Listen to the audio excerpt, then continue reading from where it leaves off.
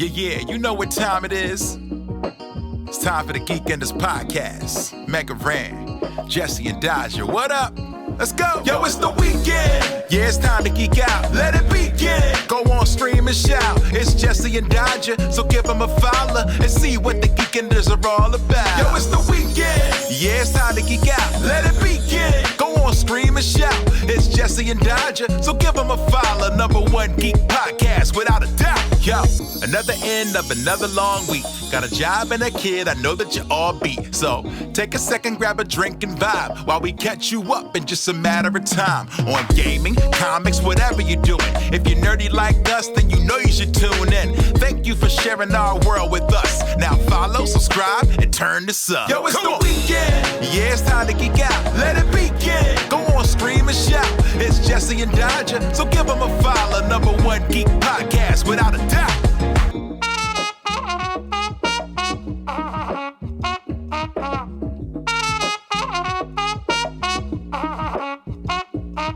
Hello, everybody.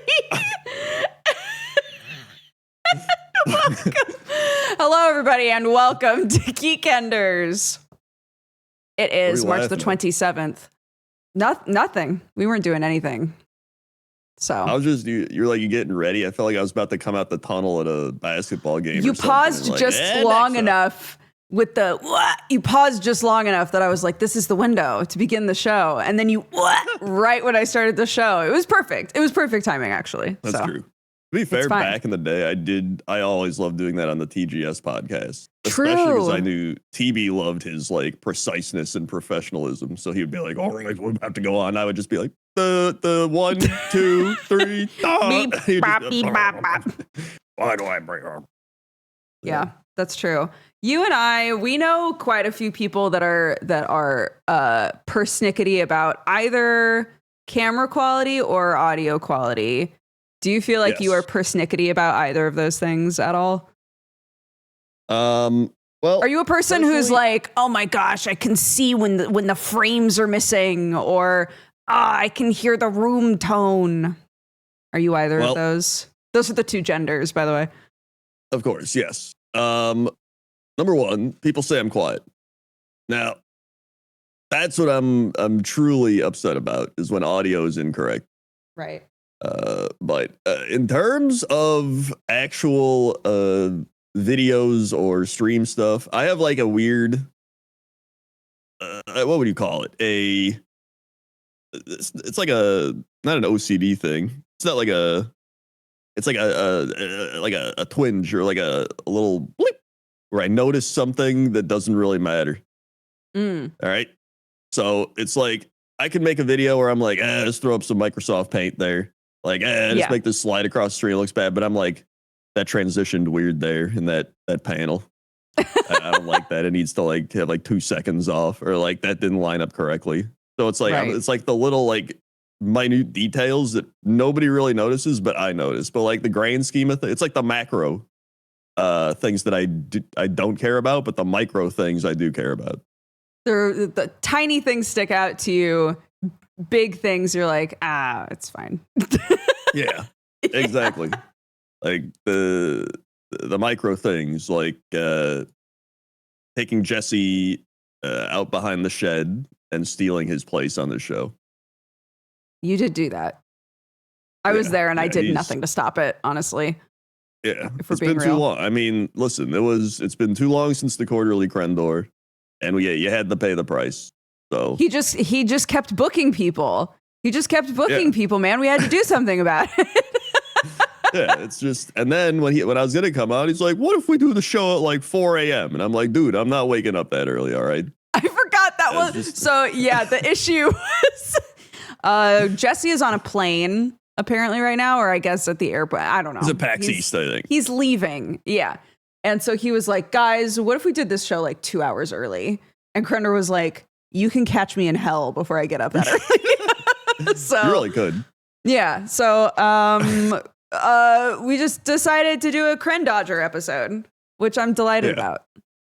If anything, I think it's needed because we've had so many Cox and Crendor Geekender episodes. In fact, I think the last two have been Cox and Crendor Geekender episodes. Have I not been there for the last two Cranners? I'm pretty sure. We had Octo Yikes. there.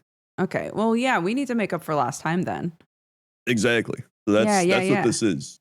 Yeah, this is us bonding, chat. You just get to be here, okay? Yeah, listen, I must stress. This is... What must you stress? We need... Listen, I know I said we've had our dear friend Octo. All right? Yeah. And maybe I'm old. Mm-hmm. Well, I think we needed this. I think we did this too. I think we needed it. Yeah, this is nice. This is nice. I can't remember any other Jesse-isms. I like that you blew both of them immediately. You were like, I'm just going to work them both into the same sentence. Yeah. And we had, we just had Maybe our they'll come to you over time. They probably will. We just had our 500th Cox and Crendor episode. Whoa. And we didn't realize it until like 4 minutes in. I thought you were going to say you didn't realize until somebody who was watching was like, holy moly, it's the 500th episode. Well, Wait, do you number them? When they're uploaded? We number them. Okay. Yeah. So it was, people were like, it's coming up, here it comes. And then I was like, oh yeah. And then we were like, we won't forget. And then we just started recording and then we forgot. And then Jesse was like, wait, hit the brakes. I must stress. I was out in LA traffic today and I couldn't get around and it's unbelievable out here. And I was like, wait a second, we're on episode 500. Dang. So, yeah. How do you feel about how the show has evolved over time, Cox and Crendor? It's mostly the same, but I feel like you have recurring bits, you know? Yeah. We've added bits here and there. We actually added the fact of the day at some point. Somebody said it should be. Is that a you or a week. Jesse? I don't remember. It all blends. That's fine. So someone was like, shouldn't it be fact of the week? And we were like, no, fact of the day. There's a fact every day, but we just read the Sunday facts. That's usually when we record. Oh, I see. And then we added Dear Illustrious Sirs. That was Jesse's idea. Which is where people come to us with tears in their eyes and asks us questions. They asks you questions. Okay. Yeah, so we added that segment in. But the other, we've always had the classics like the traffic, the weather, the sports, and the big story of the day. I feel like it's been maybe a year since I've listened to a Cox and Crendor. I'm so sorry. No, that's fine. In fact, I've had a lot of people, they're just like, it's been like, I haven't listened for a while. Well, guess what? It's time to listen. All right, you're on episode 500. It's time to listen. This is the Phoenix burning to ashes. It's a whole new show. Yeah. It's crazy. It is. Except that we just talked about how it's pretty much the same. So. No. But from now on, it's gonna be a whole new show, guys. It's gonna be totally different. Over on youtube.com/Cox and Crendor podcast. Yeah. Well, you know what's nice? Especially there's 500 of them. So if you're like, you know what, I'm in the car, I'm gonna be driving for 3 days. 500 hours. Yeah, for 500 hours worth of podcast episodes, I'll queue up some C&C. Yeah. However, you can hear the evolution of me throughout the series, which I think is the bigger thing. Jesse's like kind of changed, but not really. I've like when we started that, I was like in my early to mid 20s, and now I'm like dead. So, you can really hear the energy leave. Do you feel that way for real? That you've Absolutely. like lost a lot of energy since you started the show? It's just like the wear and tear, like quite literally, just like I've lost organs. I lost my gallbladder, right? I lost my sanity. I feel like that happened so long ago that it happened before you started the podcast. But did it happen while you were doing the podcast? It happened in 2018. So we started Cox and Crendor in 2012. What? So I mean, yeah, no, it's been a while. That's what I'm saying. Wait, really? Yeah. That's nasty. 2012. That's so long.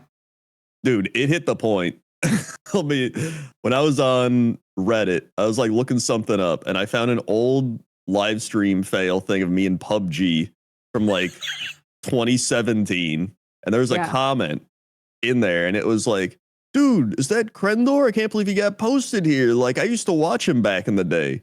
And I was like, we are old enough to where back in the day from 2017 10 years ago, somebody being like, that guy was old. I'm like, holy shit, this is. Yeah.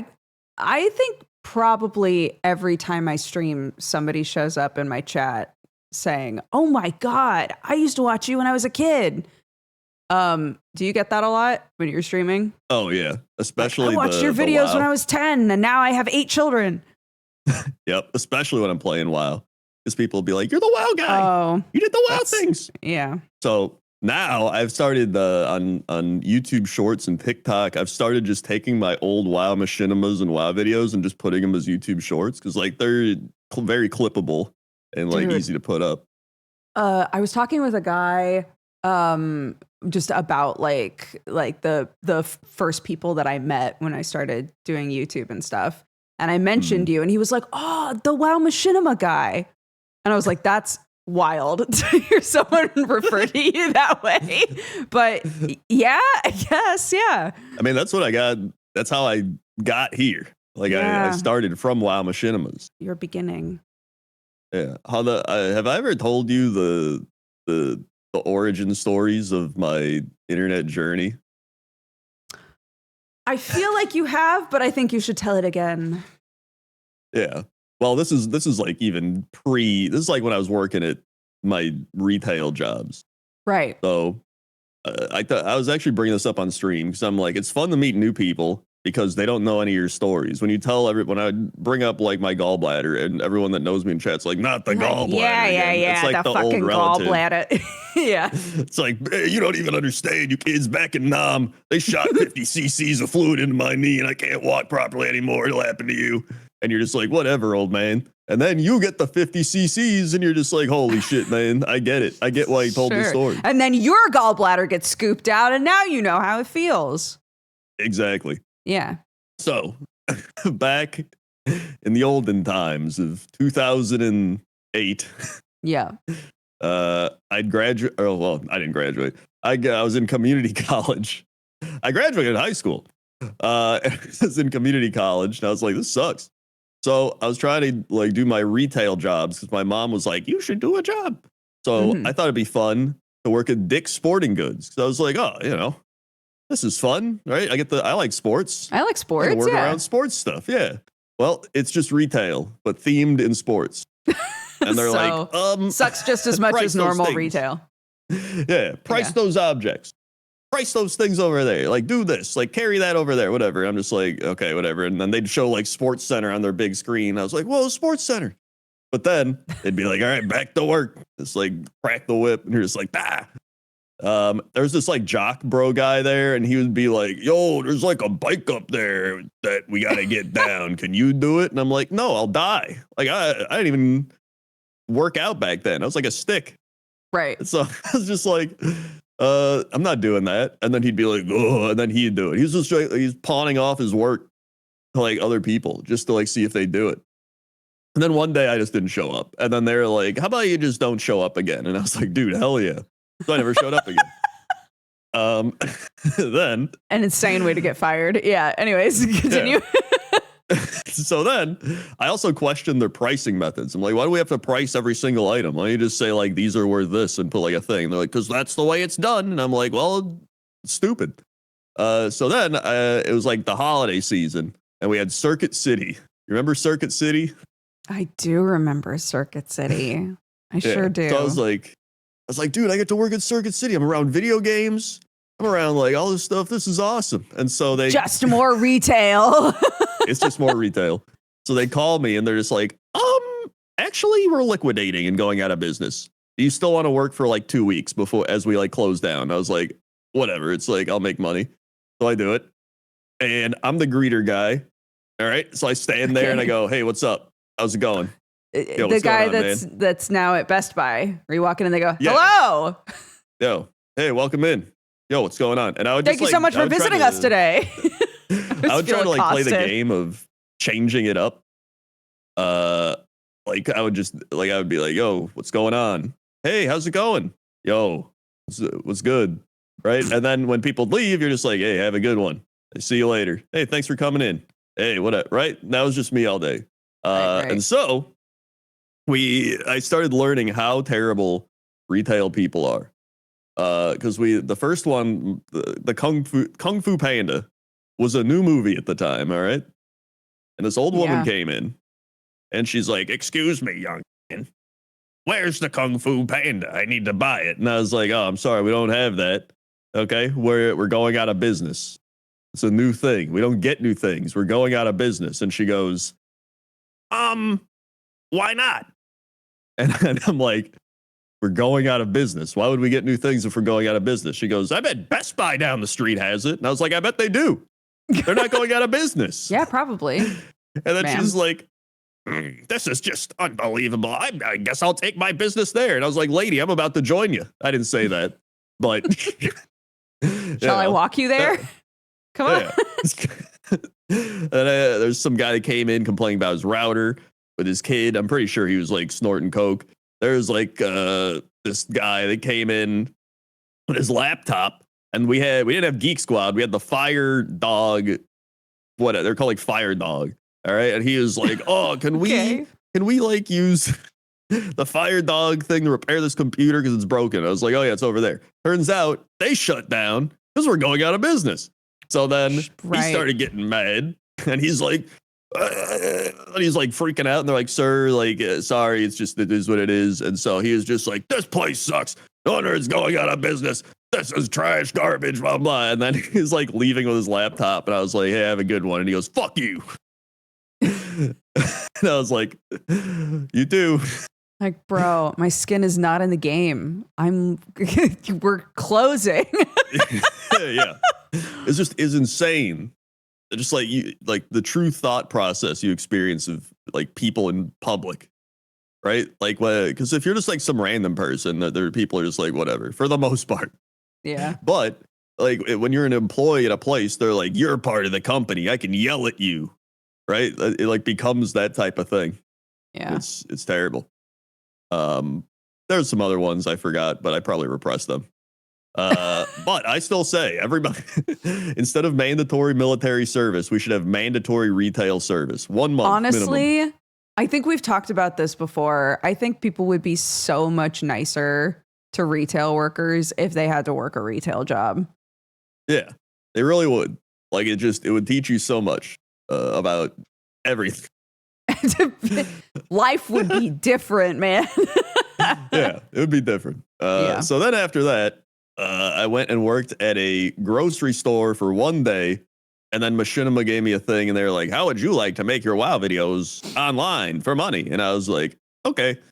Turns out they wanted to own me forever, but we all know about the perpetual contracts. Their in perpetuity contracts of yesteryear. Yeah. Yep. So I was like, all right, I'm going to leave. And they were like, you're quitting already? It's 1 day. And I was like, yeah. And the security guard was like, what are you doing? And I was like, I'm going to work on the internet. And he was like, that's the future. He's right. Correct. Yeah. And that was then I started making WoW videos. So, but you had been making them before. A little bit, yeah. Just like for fun. And someone found you and was like, this guy, we got to get this guy. Mm. Yeah, they started showing off. They were just like, hey, do you want to make money from the things you're doing? And I was like, boy, do I. Right? And then, boy, howdy. Boy, howdy. And then, you just start doing it. And then before you know it, to be fair, like it wasn't bad. They weren't like scamming me and holding back money or whatever. It was just they wanted to own me forever. Right. Yeah. One of my first jobs at Maker was like being the in-between guy if someone from Machinima contacted us and was like, I have this contract and I don't know if it's legal. Be like, let's see if we can help you with that. Because so many of them were like, we own everything you make forever, which was insane. Just absolutely crazy shit. Did I ever tell you about the wolf, the Maker lawyer wolf guy? I don't think so. All right. So when I was trying to get out of this contract, I was like talking to Maker, and they're like, "We're gonna get you a lawyer. All right, he's gonna get you out of this." And I was like, "Okay." And so did he call himself the Wolf? He called himself the Wolf. Okay. And so talking to him, he's like, "We're gonna get you out of this shit. All right, everything's gonna go well. We're gonna get this done. This is illegal. Whatever. It's not. Whatever." So. First off, he was just like, are you studying law or anything? And I was like, God, no. And he's like, good, don't, it sucks. It's like, all right. Okay, good to know. Awesome. Thank you. So I'm waiting around. He sends the letter to Machinima. I'm like, this is great, man. Waiting. Days go by. I'm like, how long does this usually take? Do you get like a response right away? And he's like, nah, dude, like sometimes they milk this out, right? It's been like a week.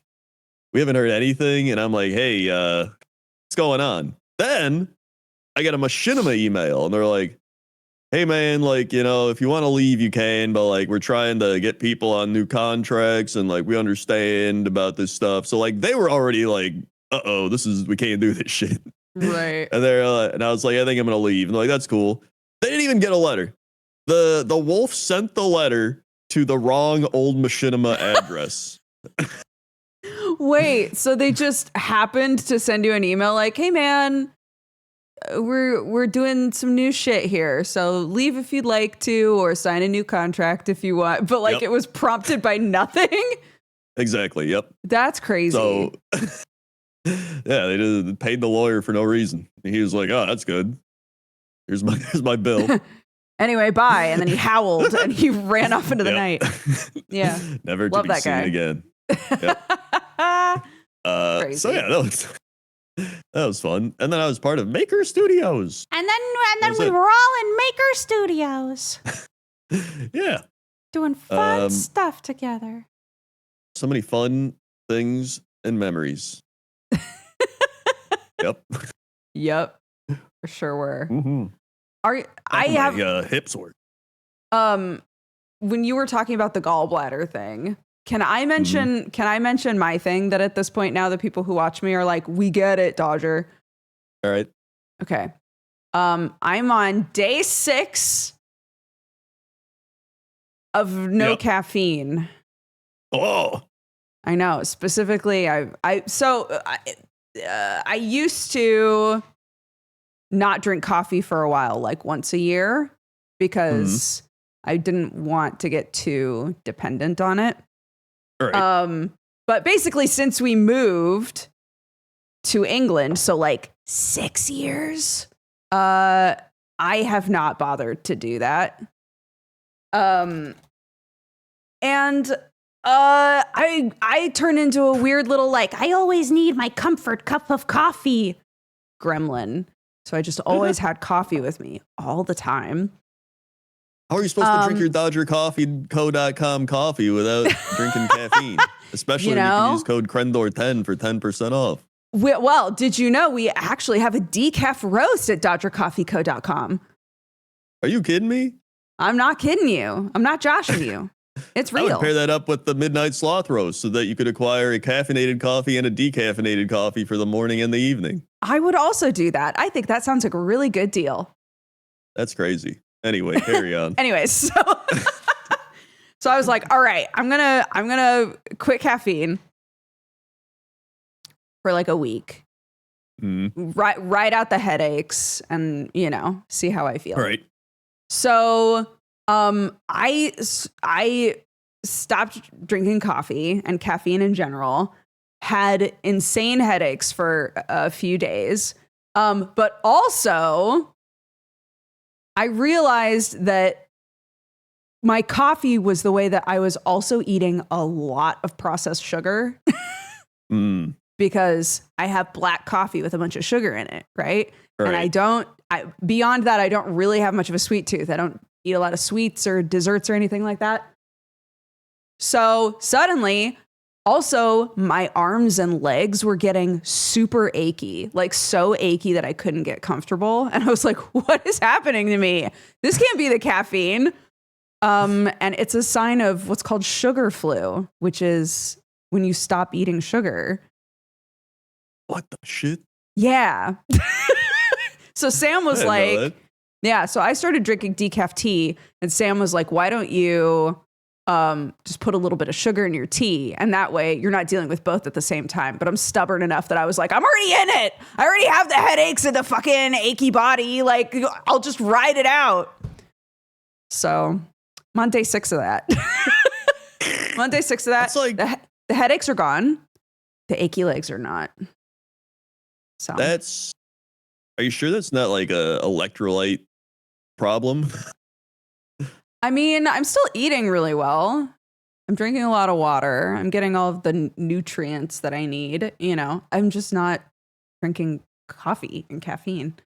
I guess, well, I mean, caffeine does stimulate the nervous system. I've seen so many things where people like quit and they're just like, dude, my TMJ like got better. Like my nerves calmed down like that. And I'm just like, honestly, I wish I could have that. Like, I'm like, honestly, I do. I have noticed things that I think anybody would expect to happen, which is I'm less anxious. I'm more chill. I'm going to sleep at a normal time very easily and waking up very easily. It's like, yeah, that's good. That's good. These are all things that people who quit caffeine are normally like, wow, all of these things in my life really improved. So that's like, where I'm at. I think some of it also is how much caffeine you can handle. There's certain people where they'll be like, I had to quit coffee because they're drinking like 10 cups a day or something, where it's like, maybe you could have one. Yeah. But yeah, again, I was to the point where I was kind of always drinking a little bit of coffee like all day long. So yeah. Yeah, that's sometimes I wonder if it got bad. I also if I make my coffee too strong. So I'll have coffee in like restaurants and stuff for like breakfast and be like, whatever, and I'm drinking it, but I'll drink my coffee and be like, but I do like pour overs. Right. So like I think I do more coffee grounds than normal, and I like pour it kind of slow. So I think I'm making some like strong ass coffee.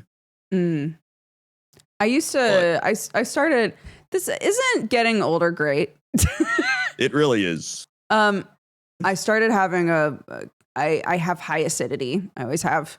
And the acidity in coffee started to really bother me. So I started making cold brew because there's lower acidity in cold brew. So yeah, I don't know. Just Did you know that there's actually less acid in dark roast than the lighter roast or higher? Wow. If only we had a dark roast at DodgerCoffeeCo.com. Wait a minute. We do. What? Are you What is it me? called again? I believe it is called the Midnight Sloth Roast. Oh, that's what it is. That's what it is. Hashtag ad for this entire episode. It really is just the entire episode.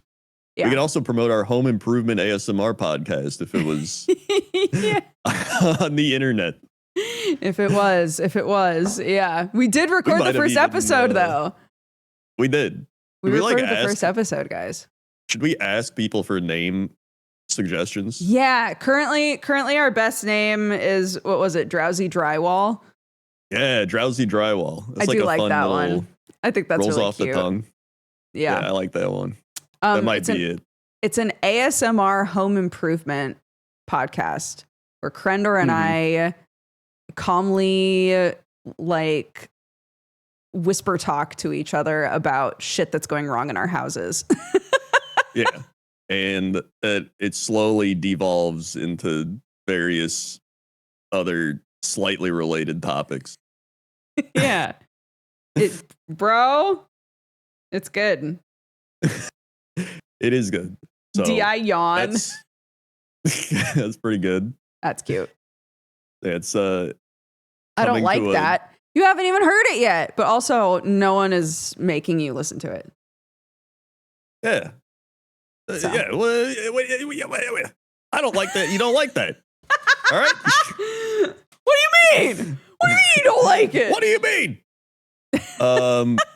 Calm ASMR. I must stress. All right. You must stress what? I think this is going to be a great fantastic podcast.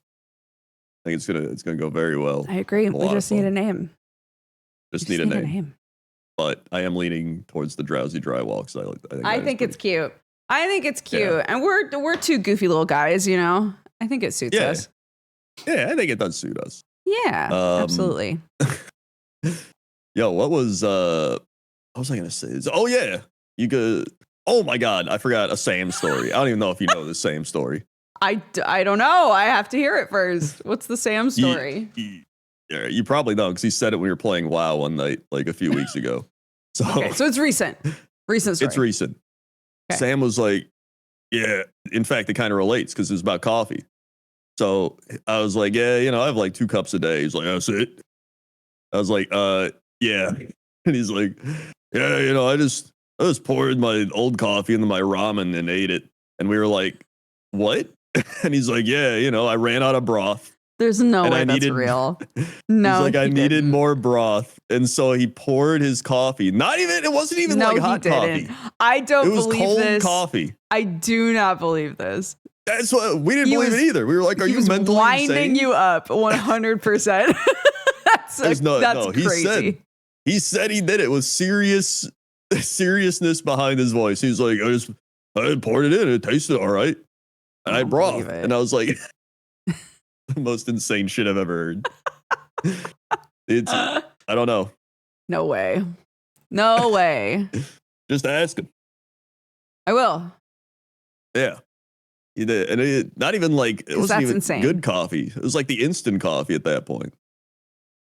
Look, I'm just saying, if he would pour cold old coffee into his ramen and eat it, but when I brought him fresh, hot, tasty broth and he thought it was weird, he gets no opinions anymore. All of his opinions are thrown in the garbage. Why did he think broth was weird? I don't know. I was talking about this with Chad. I think maybe it's cultural. Because I grew up drinking broth fine. Yeah. It's just soup. Without anything in it. Yeah, exactly. I made fresh broth. He wasn't feeling very well. I wasn't feeling very well. I was drinking broth, so I brought him a cup of hot broth, and he was like, he thought it was weird. That's not weird. Thank you. He's definitely the weird one. That's my drowsy drywaller. He gets me. Yeah. Because like over there, don't they have like meat juice in a cup and shit? I remember that was Scrandle, right? They got meat juice in a cup. Sure. Yeah. So like it's the same thing, right? It's just better. I don't even know how they make the meat juice. It might just be broth. That is meat juice. Yeah. Or Bovril or whatever. Yeah. That thing. Bovril? What's that? That's the beef juice or whatever. Sausage water from Scrandle. Oh, the sausage water. No. Yeah. I don't like sausage though, so maybe that's why I'm having such a visceral reaction to that idea. I don't really like it either. For the second time. Yeah, I'm not a big sausage person either. Like it's okay. It's just so the fat pockets are so like, you know what I mean? Like greasy, gristly. It's very greasy. Yeah, I know it doesn't have to be, but most sausage winds up feeling very greasy. Yeah. In fact, when I eat like pizza and stuff, I know my dad's like, I gotta have sausage on it, but like I just like vegetables on pizza. Me too. Oh my gosh, look at us. It's like, what vegetables do you put on your pizza? Tell me everything. Usually I will have green pepper, onion, like garlic, if you count that.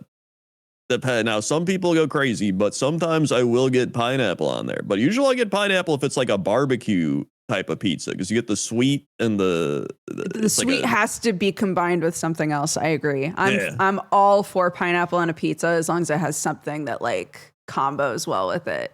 Yeah, exactly. Yeah, that's what it's all about. Like if you get like a jalapeno and a barbecue chicken and a pineapple, like that's pretty good. That is pretty good. That's a good combo. Yeah. because then you don't have the tomato acid also there on top of the pineapple like acidity. Yeah, I'll be honest. I can't do a barbecue pizza, but I can appreciate the combo of flavors there. Yeah. Yeah, it's all about the flavors. Mushrooms. I like mushrooms on pizza. Those are good. Yes. Yeah. Olives. So I'm not a big olive person. Well, here's the thing. We hit our roadblock. Olives. I like green olives. You I don't like green black olives, but not black olives. Yeah. Interesting. Yeah, because they're like a bit of a woodier texture a lot of the time, while black olives I feel are more salty. Typically, it's just fair. Oh, I like that. Oh my god, we had Dave visited. Dave! Oh, that's so fun. Did he come to stay with you? No, he stayed nearby, but he was area. like, I see. Yeah, and because Gmart lives in Wisconsin, so he's like an hour and a half, 2 hours away from me. So Gmart was like, I'll drive down. So Dave was like, I'm gonna stay in here, guys. Come on and visit. So we had a big Gmart Dave, adventure. So that was fun. A lot of great stories. We made Dave try various American things. Of course. He was like shocked at some of the things. Like we had the Midwestern. Oh my god, what was it? He was like, everyone kind of looks at me and nods. We're like, yeah, it's just the Midwest nod. And he's like, what? And we're just like, yeah, you just look and go like, hey, you're passing by, do that. And he's like, whoa, this is crazy. And then I'm like, did you get any opes yet? And he's like, an ope. And I'm like, that's where you're about to bump into somebody. You go, ope. And then you like keep going. That's a Midwest classic. Everybody opes. You know what's funny though is I feel like there are a couple of things. The ope and the y'all, I think, have both meandered to the Northwest because we do both of those now too. Oh yeah, maybe. There are a lot of Midwesterners like spreading out into the various parts of the country. Infecting everybody with the ope. Yeah. So we took Dave to the mall. We took him to Mitsuwa. Yeah. He loved that. He got some anime bakery good. And then we took him to my god, what was it? We took him to get deep dish. He was like, whoa, the pizza's big. And then he's like, what is this? And deep. We got water, but then he's like, root beer, we don't have that. And Gmart was like, what the hell? You don't have root beer? And most English people do not like root beer because it tastes like medicine to them. Yeah, so then he was like, oh man, I would have got that if I didn't already order. And then Gmart's like, well, Dave, here's the great thing about restaurants. You just say, excuse me, can I have this? And they bring it to you. And so they came back and he's like, oh, my friend here wants a root beer. And Dave was like, oh. And so then he got his root beer and he's like, tastes like medicine. We were like, yeah, but it's like American medicine, So it's like $800. So that was neat. And then he liked his deep dish. He's actually like, it's pretty good. I liked it more than I thought. I was like, there you go. Then we took him to a gas station because he's like, wait, your gas stations have like stores? And we're like, yeah. And he's like, ours have stores. He's winding you up there. No, ours are attached to stores too. But are they like big, massive stores? No, like a 7-Eleven. Oh, okay. Basically, well, we had like some by us that are like big. They're not like Buc-ee's, but they're like half a Buc-ee's or like a part of like they're just really big for no reason. Okay, yeah, like half a Buc-ee's, just like his body cut in half. I never ran into this in America, but we have a lot of what are called service stations. So it'll on like the longer highways, there will be a stop that has like a gas station and then typically a big building that has a bunch of like stuff that you might want while you're driving, like food and things, Oh, yeah. So it might be similar to that, but. That's true. Maybe that was something similar. Also, side note, for context to anybody who's listening to this and is like, who's Dave? Dave is a lovely friend of ours that lives in England and went out to America maybe for a work thing. I honestly don't know it's for what work. he was going out there for. But just made a big trip of it. So got to see Crendor and Gmart. That's so fun. Yeah, that was really cool because we've known Dave forever. And then at the mall, Dave, he's like, this is crazy. Like at the mall looking around and stuff. And then Gmart was like, Dave, like you've been to a mall before. Like you've seen these things before. And then Dave was straight up like, what if I pretend to be from like Africa? And like, this is my first time here and I've never seen anything before. And we were like, what? Okay. And then he goes, there's a place that's called like Mac and Cheese. And he goes, I have heard of the cheese, but I have never heard of the Mac. And he just started doing stuff like that. Oh my God, Dave. But then the goof turned real because then he goes to Burger King and he's like, High C.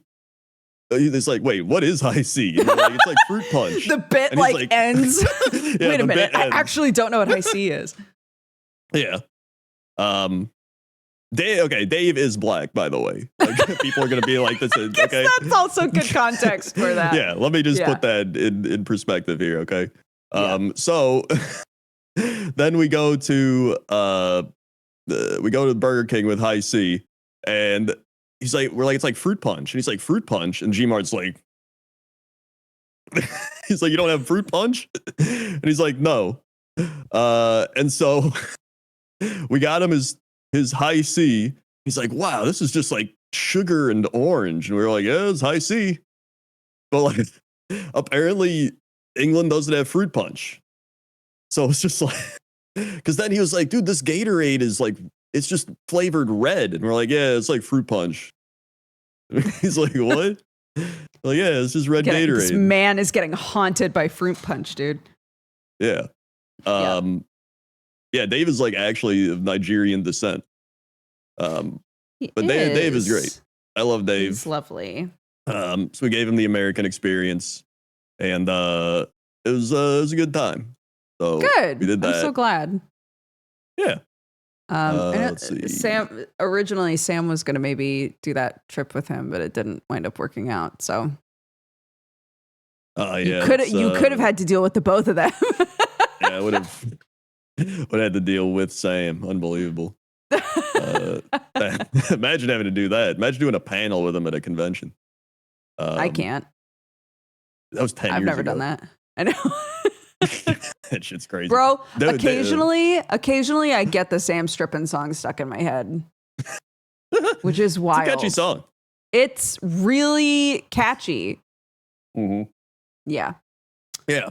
It's oh my God, Dave was also, he was like, dude, it's weird, like Clark is like a real person now. And he's like, I'll be like, hi, Clark. And she'll be like, let me tell you about the drama. He's like, oh, okay. She's turning 8 next month, man. She's insane. like a whole person with opinions and thoughts and shit. It's That's crazy. Yeah. Hey. I know. It's wild, man. Oh, I forgot to say our dear friend Dave. I goofed it. And my dear friend Gmart. And I forgot so many dear friends. Our dear friend. You have to shake your head at the same time. Our dear friend, Dave. I must stress. Who I must stress is lovely. Yeah. See what? I can complain about the YouTube algorithm. I haven't done that one. No, please. No. So many of these episodes devolve into that. I'm like the anti-Jesse. Sometimes I like to just be devil's advocate or whatever, and like you're like, you know what I love? Egg 'em on. Algorithms. I really love the YouTube algorithm. I think it's very good. Like a lot of times, I think the algorithm is actually pretty solid. There's like some times here and there where I'm like, but for the most part, it feels like it pushes things that should be pushed out. And sometimes Jesse will be like, I made the intricate history of a Final Fantasy VII unreleased game, blah, blah, blah. And I'm like, well, yeah, because you're reaching the Final Fantasy people in your audience, and then nobody else cares. So like, that's it. That's where it ends in the algorithm. If you would have titled it like, if you make secret Final Fantasy things you've never seen before, I'm like, then maybe they. I would argue though that I have stuff pushed to me by YouTube. YouTube will just be like, all right, this bitch loves a 3-hour video. And they'll just start sending stuff to me where I'm like, I don't know. I've never heard of this show in my life. But yes, I will put on a 3-hour deep dive about what this show is and the drama. So you just never know. Potentially, there are lots of people on YouTube who, if given the opportunity, would be like, I've never played a Final Fantasy before, but I would love to hear all of the history about this specific Final Fantasy game. That's exactly how the algorithm works, you see. So it breaks it down because it goes like, I'm going to send it to your subscribers and like people like Final Fantasy. And if it does well, then it's like, okay, let's send it to people that like MMOs. And it's like, all right, now let's send it to and RPGs. And it's like, now let's send it to people just like video games in general. And then once it starts noticing that decline of people being like, oh, I see it, but I don't care. Then it's like, all right, that's where we stop. That's typically how it works. Right. But because I've done that with pointless top 10s now. I think that's why I've hit the point. I've probably said this before, but like I enjoy YouTube more than streaming to the point where I'm trying to like go full YouTube again. That's wild. The full loop. Because you've done the loop. It's just so much more enjoyable, I think, from like a creative perspective. Like to me, streaming is like you're on the stage and you're like, yeah, Twitch Prime, please, Twitch Prime, and people like throwing quarters at you and shit. Yeah, guys, I'm gonna shut down the show if we don't make enough money because I gotta pay bills. Right? Dancing on the street. Okay. Yeah, sure. And then it's like if I don't go on stage tonight, they won't throw quarters at me. This is terrible. But like YouTube is like I can create something and then people can watch it and be like, that was really cool. Right? Or like I can create something and like 2 months later, somebody could be like, yo, that was a cool video you made. And I'd be like, oh yeah, I made that like months ago or years ago. Yeah. So like you have the evergreen content going, and then you can also repurpose your stuff. So like I'll do what you were just talking about of like 3 hours of animal facts in World of Warcraft. And people are like, dude, I love this. And all I'm doing is I'm like taking content and like repurposing it. And the only reason I did that is because I saw other people doing it that were like 5 hours of WoW facts to fall asleep to. And I'm like, why am I not doing this? And so I started doing that. So I'm like, then you're just like getting in the content loop. And then I take my old stuff and like make it into YouTube shorts and people go, I remember that guy. And then boom. And it's just like, I think it's just more fun. Yeah. I do think that we are, because when all of us were doing YouTube, we would be talking about like, we really need to not just be doing YouTube. We need to like branch out and do other stuff. Right. And then a bunch of us were like half YouTube, half streaming. And it slowly went to full streaming. And now I am seeing more people be like, maybe I'll be sometimes streaming, sometimes YouTube. So it's interesting that you're now like on the other end of that. Like, you know what? Maybe I'm just a YouTuber again. I really am. If I had to pick one, it would just be that. Well, that or like podcasting, because it's just you sit there and talk.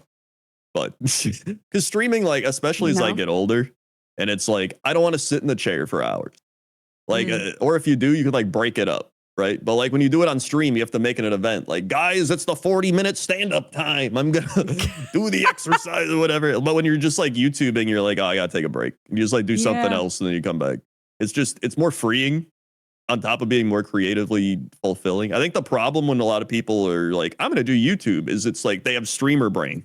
And they're just like, I'm going to do YouTube. And they're like, I'll take my stream clips and make a highlight. I'll take my stream clips. It's like, what if you just like made a specific YouTube thing for YouTube? And they're just like, ugh. It's like malfunctioning the circuitry. Yeah. So. Yeah. I mean, that works. There's plenty of people that works for, where they're like, I'm just going to cut up my streams in the perfect way and people are going to watch all of it. And they do. But for a lot of people, that doesn't really work. It doesn't amount to, it's like extra work that doesn't get you anything. And like, to your point, it's also, you're not getting into anything creative or interesting or like thinking about how to engage with edited media differently than how you engage with streaming. Yeah. It becomes like just another means to gain viewership on Twitch. At the end of the day, people think like I can get more viewers on Twitch. You're not thinking like I'm going to grow my YouTube audience with this, right? Because it's like usually when I think YouTube, I think like I'm making this video for YouTube and it's going to be on YouTube and that's what it's for, right? And so it's like when I make like a top 10, I mean, it could be anything. It's one of the reasons why YouTube's also just better at growing than Twitch, Because like Twitch is just so oversaturated. Everything's oversaturated, but YouTube is at least like it all is. Yeah, if I make a video being like the intricacies of Garfield and how he grew as a cat, right? If I have no subscribers and I put that video up and it's a good video and like a few people watch, like YouTube will promote it. Yeah. And like it can blow up and you'll be like, holy shit, like there we go. But like YouTube's probably not gonna blow up your video of like, here's my stream highlights, just like every other streamer's highlights. Like there's no discoverability there. It's just like, unless you're a big streamer already and they're like, it's big streamer, I watch his highlights. Right? Oh, and that's like big that. streamer. Love that guy. Yeah. Yeah. So that's kind of just the YouTube conundrum. Yeah.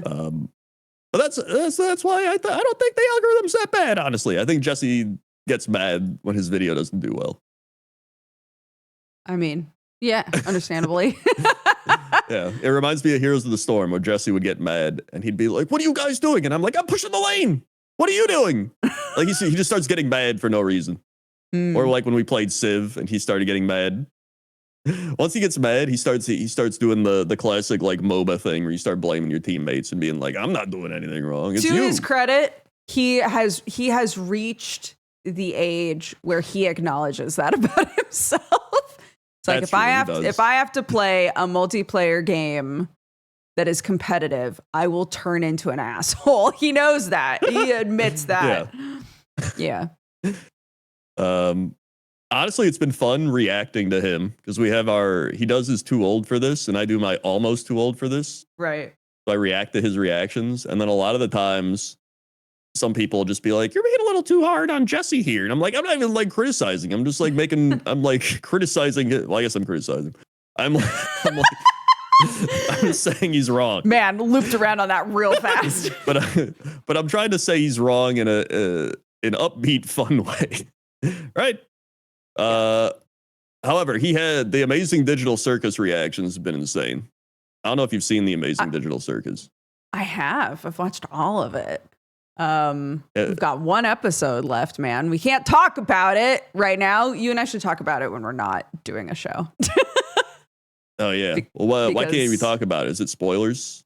Spoilers for people? I don't want to spoil anything for anyone. I went into it not knowing it because I got okay, wait. Let me start over. All right. I follow a lot of artists and they kept making Amazing Digital Circus art. Right. And I hadn't seen the show and I didn't know anything about it. And so I got kind of sick of it because Pomni shows up everywhere now. Pomni is in every Roblox game. Pomni is used on everything, dude. She's everywhere. And I was like, I'm sick of this goddamn clown girl. I'm filtering this. So I put the Amazing Digital Circus and TADC as like filtered terms on everything that I use. So I wasn't seeing any of it. I didn't know anything about it. Nothing. I didn't know what any of the other characters looked like, really. So I watched it pretty much blind because Summer was like, "You should watch it. I think you'd love it." So Summer and I hopped in a call and watched the first 7 episodes. And I was like, "Wait, this is really good." Wait, but like, I think if you're like me and you're like, I've pretty much avoided all Amazing Digital Circus shit, I think you should try to go in as blind as you can. It's everywhere. It's really hard to avoid, which is why I filtered it. But yeah, I would love to have like a candid conversation with you about the show and like where it's going and stuff like that. Yeah, because I think we've got one episode left, I think. I can spoiler finger my crazy theory right here. All right. No, we can't do it, man. Why not? We can't do it. I can't get into it with you. It's going to be the rest of the show. We can't do it. Put your finger down. You don't understand the amount I put your finger down. Analyze this show. I know. I've been told. Jesse told me that you're obsessed with it. My we favorite can't part get about into it. Because like everybody's always like, Crendor hates stories. He talks about how he hates stories. I don't hate stories. A lot of times I don't like video game stories because I prefer reading or like watching a show more so because I just enjoy that form of like media more. Like I think I don't like video game stories. So I'm like interacting, and it's like if you don't interact with this NPC, you don't get part of the story, or like you have to go over here, and I just like start getting bored. And I think I'd rather just have the story like told to me, like a book. When you read a book, it's all like perfected in terms of how they're gonna tell you what they're gonna tell you. But like a video game, there's like so much like go over here, go over there, and that's also what people like about video game stories because it feels very immersive and interactive. But that's what I don't like about it. Do you I feel like I've talked about this like 3 times on this show now, but whatever. Not to you, Crendor. Are you a Slay the Spire guy? That's all right. I played it. Okay. Have you played the second one? Yeah, I played it. I got like 13 hours in it. Yeah, so you've played it. I was talking about how I think Slay the Spire kind of toes that line really well. Because they don't make you engage with the lore while you're playing the game. And even after you've done a run, if you unlock lore, you don't have to pay any attention to it or give a shit about it at all. You can just be like, I'm here to flip cards, right? Like I'm here to be a skeleton girl and throw cards at guys. That's all that I want to do. I don't give a shit about these ancient beings and the spire or any of that. I don't have to do any of it, you know? I feel like they had a good understanding of their player base and what sort of people were going to play, and that there were going to be a significant number of people that weren't going to want the lore to interrupt gameplay. And I think sometimes when people are making games, they don't know how to like info dump the lore of the world without it being like, I get it. You know? Wow, World of Warcraft. Is that how World of Warcraft is it? They've gotten better with it, but listen, I've gotten really into writing and reading. Like I'm currently on book 3 of Game of Thrones. I was reading Brandon Sanderson, because one of my favorite books that Brandon Sanderson wrote was Warbreaker. All right, so if you haven't read Warbreaker, it's a really good book. It's like a one-off book. In fact, I liked Warbreaker more than Mistborn. And I was like, it's like good parts in Mistborn, I would just get boring. And then I tried reading what's it called? His like big one, Way of Kings. And it starts off with like 4 prologues. And I'm like, dude, I gotta come back to this later. It's just like I'm like, too much. All right. But I actually interviewed Brandon Sanderson too, which was crazy. That was like 7 years ago or 8 years ago. For what? That was I was on Fishing with Crendor. I interviewed him. And so what? That's so when fun. When I was on the TGS podcast, I mentioned Brandon Sanderson's lectures for like learning how to write. And then they reached out to me and they're like, hey, we heard that you got mentioned on a podcast and we wanted to send you a book. And I was like, hey, would you come on my fishing show? And they were like, yeah, he said he'd do it. That was before I think he blew up as much as well. That's amazing. So yeah, it was really cool. He was a cool guy. And so, yeah. Could you get him on Geekenders? I'll give you a 50-cent finder's fee. Yeah, I can have my people reach out. Okay, cool. Yeah. I read that and I was like, this book's great. And so then I tried reading. I was trying to read Mistborn, and I was like getting through it, and I was like, I looked over and I was like, dude, I bought Game of Thrones years ago and I just never read it. And I tried reading it and I was like, I don't know. And I was like, I'm going to try reading it now that I'm like reading more. Because like once you start reading more, you get better at it. It's crazy how that happens. So I was like, okay. And then I started and I was like, this is actually pretty good.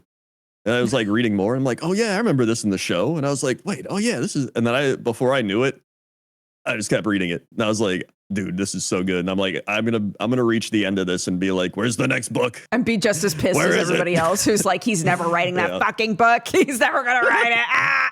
Yeah. But I think what's so cool about the books, especially in terms of like a form of medium, is that you get a lot, especially in like third person, where you get to see the character's thoughts. Because in the show, you're just seeing them act. But when you read, you're just like, oh, that's what they're thinking. Or they're just like, haha, I hate them. And it'll show like you're like, oh, wow, that's crazy. So I think getting to see their thoughts and how they're feeling is just like, the best part about reading. Yeah. That and imagination. My cycle is I have like 5 books at the same time, and I get maybe 3/4 of the way through all 5 of them, and then leave them for like maybe 2 months. And then at some point go, I'm going to finish all these books now.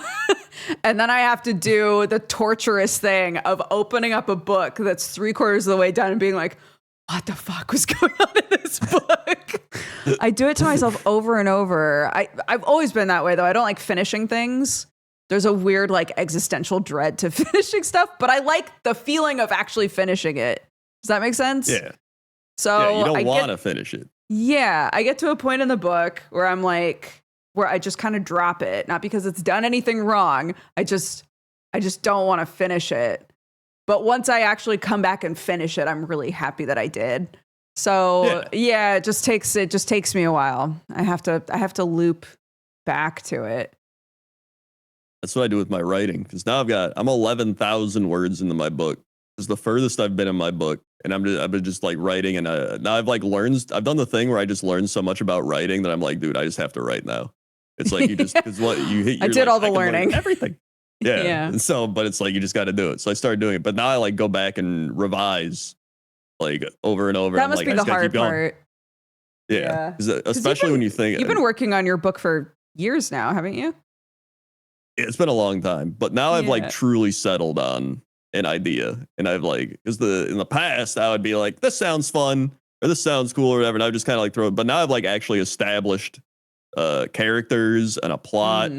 And like I'm just kind of ironing out details and stuff. And like I even posted my first chapter on my Patreon, and people were like, "This is actually pretty good." Nice. So, oh, that's cool. That's all I'm looking for. I don't want pretty this to be a New York Times bestseller, right? I just want people to read this and be like, "Wow, that was actually pretty good. I can't believe Crendor wrote it." That's the ultimate goal. Yeah. You know what? When I was a kid, I really wanted to make comics. And I still, as an adult, I'm like, I would love to make comics. I think that would be so fun. But I'm exactly the same, where it's like, I would just love to make something, put it out there, and have people be like, that was all right. Like I don't need it to pop off. I really don't need that pressure. I don't need it to pop off. Just for somebody to enjoy it and be like, that was pretty cool. Yeah. No, that's I've always enjoyed stories. I mean, that's why I started doing my WoW videos. Do little WoW stories. Because you made stories with the characters. Yeah. Yeah. It's I was gonna read my own audiobook. That's a without a doubt. Oh, of course. You have to. Yeah, I'd have to read my own audiobook. You have to, yeah. Do you ever engage with the like NaNoWriMo stuff? Have you ever done like the 1 month sprint writing sort of thing? I always tell myself I'm going to, and then I don't. So it's same. Yeah, honestly, it's easier where some days I'm like, all right, time to write. And usually what I do is I find a video of somebody writing, like ASMR writing, where it's like 40 minutes of me writing. It's just them on the keyboard, like writing their thing. And then that makes me want to write. So it's like a monkey see, monkey do type of thing. Because I get that. You have a video that's ASMR keyboard typing? Probably, but that's like actual just the sounds. This is like they're recording themselves, like literally writing on their computer as they're typing. So it's like it's a visual stimulus. I got you. I got you. Because I'm very much the person where like I like to go to the environment of like I want to be in a bookstore while I'm like writing something, or like a library, or like watching someone else, or like when I go to the gym, because I like seeing other people working out while I'm working out, because I'm like, they're doing it, I should do it. It's like that type of thing where you're like, yeah.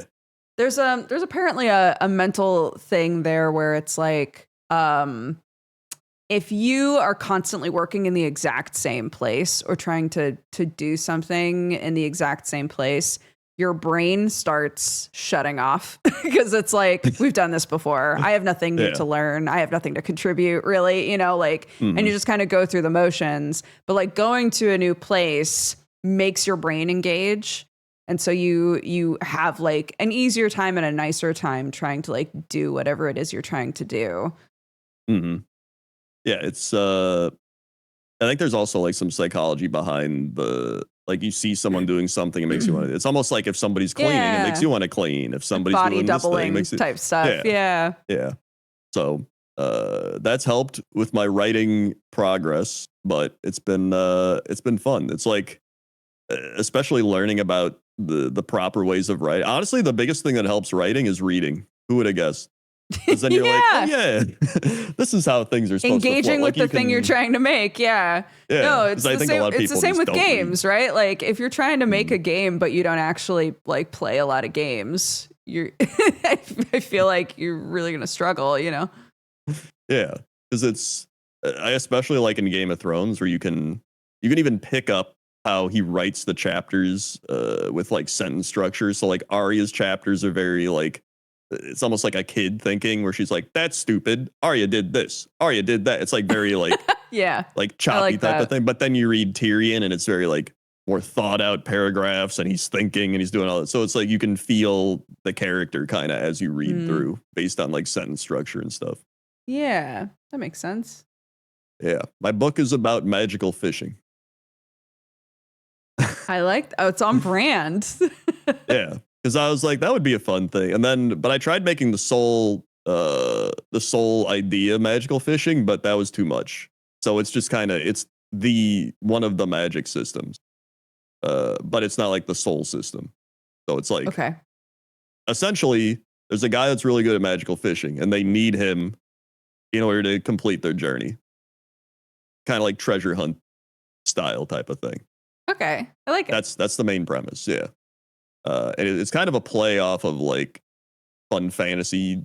It's kind of like a whimsical fantasy thing. It's like how The Hobbit's kind of like a fun fantasy type of journey. It's kind of like that, but I play off a lot of tropes. So it's honestly going pretty good. I'm enjoying it. How far along do you feel like you are if you were to give yourself a percentage? Maybe like 10-15%. Yeah. So it's I mean, if you can read what I've written and kind of get a feel for the characters and what's going on. We're essentially in like the Fellowship of the Ring right now. I still have like the other 2 parts to go. The first act of the hero's journey, if you will. Yeah. Do you want to is it all going to be one book or are you splitting it into 3? No, it's just a one book. Yeah. It's especially as like my first book that I would write is just a one book. Yeah. Which honestly, I've always, I think everybody's always like, I want to write a trilogy. I want to do some crazy stuff. But then I realized that for your first book, like you probably just want to write one because it's going to be your worst book because obviously you'll get better as you go along. And then on top of that, I think it's just a lot of times people read trilogies. So they're like, I need to make a trilogy. I need to get all my ideas down and like all this stuff. But like after I read the Warbreaker book, I was like, oh, you can just write like a fun one-off book. Just like The Hobbit or any of those. Honestly, so like, I love when there's just one really good book to read. Yeah. I love that. Yeah. And you can like build upon that world too. You could be like, oh, my next stuff is like based off that world. Kind of like that's what Brandon Sanderson same universe, does, different people or whatever. Yeah. Yeah. It's or Tolkien does that. I mean, a lot of authors will do that. So it's just, I think it's a fun way to do it. And even if you write and you put the book out and everyone's like, this sucks, you're like, you know what? I tried. I think that's that's the big thing.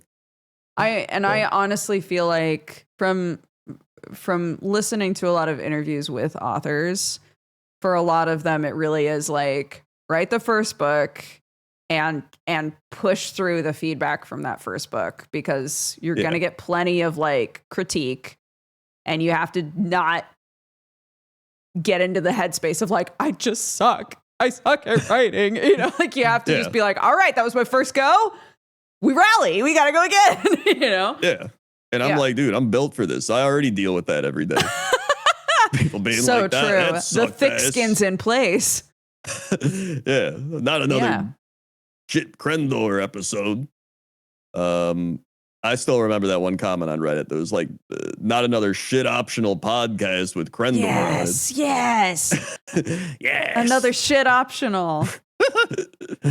So yeah, that's and that's tying it all back together. That's why I enjoy the Amazing Digital Circus because it has so much there's so many layers. Like the writing is insane when you start going back and like noticing little details and foreshadowing. And there's still people that are out there that are like, it doesn't mean anything. I'm like, where's your media literacy? Do you not understand what's going on? Bro, Chekhov's don't gun? get me started, Do you not know bro. that they put out the gun on the wall for a reason? Because it's going to be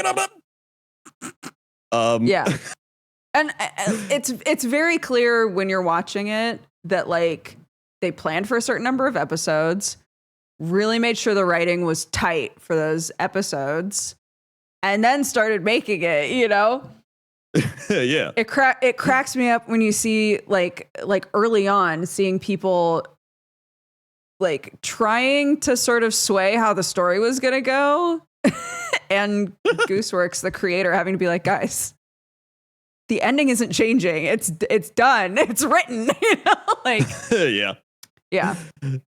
Yeah, it's I'll just listen, let me just say, this isn't gonna spoil anything, but when I made my reaction, my initial reaction to Jesse, because we all started watching it because Jesse reacted to it. So I reacted. I was like, oh, what is this? Like some like cartoon people are watching or whatever. And then I was just like, actually pretty good. Then he started watching, and then I started rewatching it. And then so I made my big first theory video.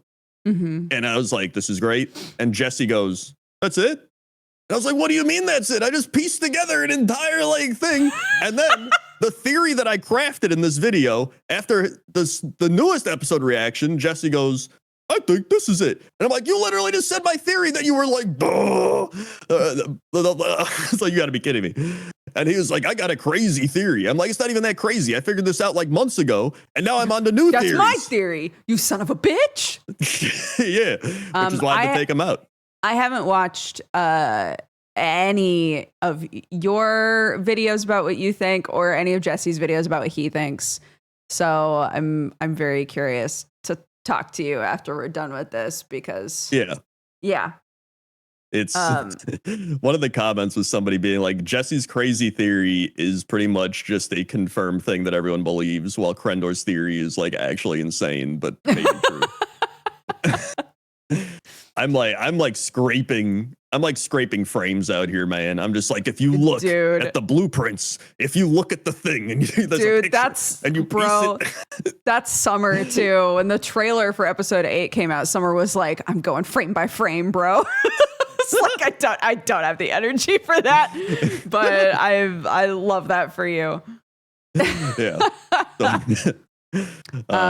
Amazing Digital Circus is great, and it's free to watch on YouTube. Go watch it. Yeah. It's fantastic. One of my I was pleasantly surprised with how good it is. One of my favorite writing things I thought of from Brandon Sanderson is he actually talks about world building. Because a lot of times I would think like, I have to build my world before I can write my book.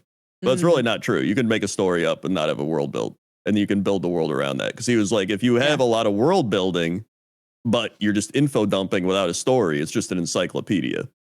But if you have like a good story with bad world building, a lot of people will forgive it. There's plenty of stories where you're like, man, that doesn't make sense, but the story's good, right? Yeah. Like that type of thing. So it kind of makes you realize like, oh yeah, I can just kind of, you know, as long as my story's fun, there's no info dumping. People always try to info dump, which is what I hate. Yeah, there have been quite a few writers recently that I think got a lot of attention on TikTok, kind of talking about specifically their world, right? Being like, I've been working on this world for so long. Oh yeah, we reacted to that. I saw that. I'm so excited to like put out, you know, my first novel or whatever. And yeah, a lot of times it is that. It's a lot of like, I've thought about this world so much that I need to like barf it into my book. And then everybody's like, I don't understand. Like, it's not, this is so hard to get through, which is why editors are important. It's true. Yeah. So it's like the best is when you just do a little sprinkle here and there. You're just like a little like you're just a little seasoning, right? You're splashing it in, and you're like, you're giving, because you need to hook people in to care about what you're writing or reading. It's also why I'm like such a picky reader too, because I get bored easily. So I think I can also judge myself based on how picky I am. Because I was watching one editor guy on YouTube that gives out advice, and he was like, one of the top things I tell writers is just like read all the way up what you've wrote until the action starts, and then cut everything and just start where the action starts. So he's like, you could be like, oh, it's like a dark and stormy night outside, and the wind is howling, and this girl walks into a building, and she looks around, and then he's like, nobody cares. Like, we don't know what's going on. We don't know the setting or what's going. But like, as soon as you give somebody a reason to care, then you can start doing that type of thing, because then you're invested. So you might be like, she grabbed the door and like her mind got flooded with the demons of her past. Why was it happening again? And instantly you're just like, oh shit.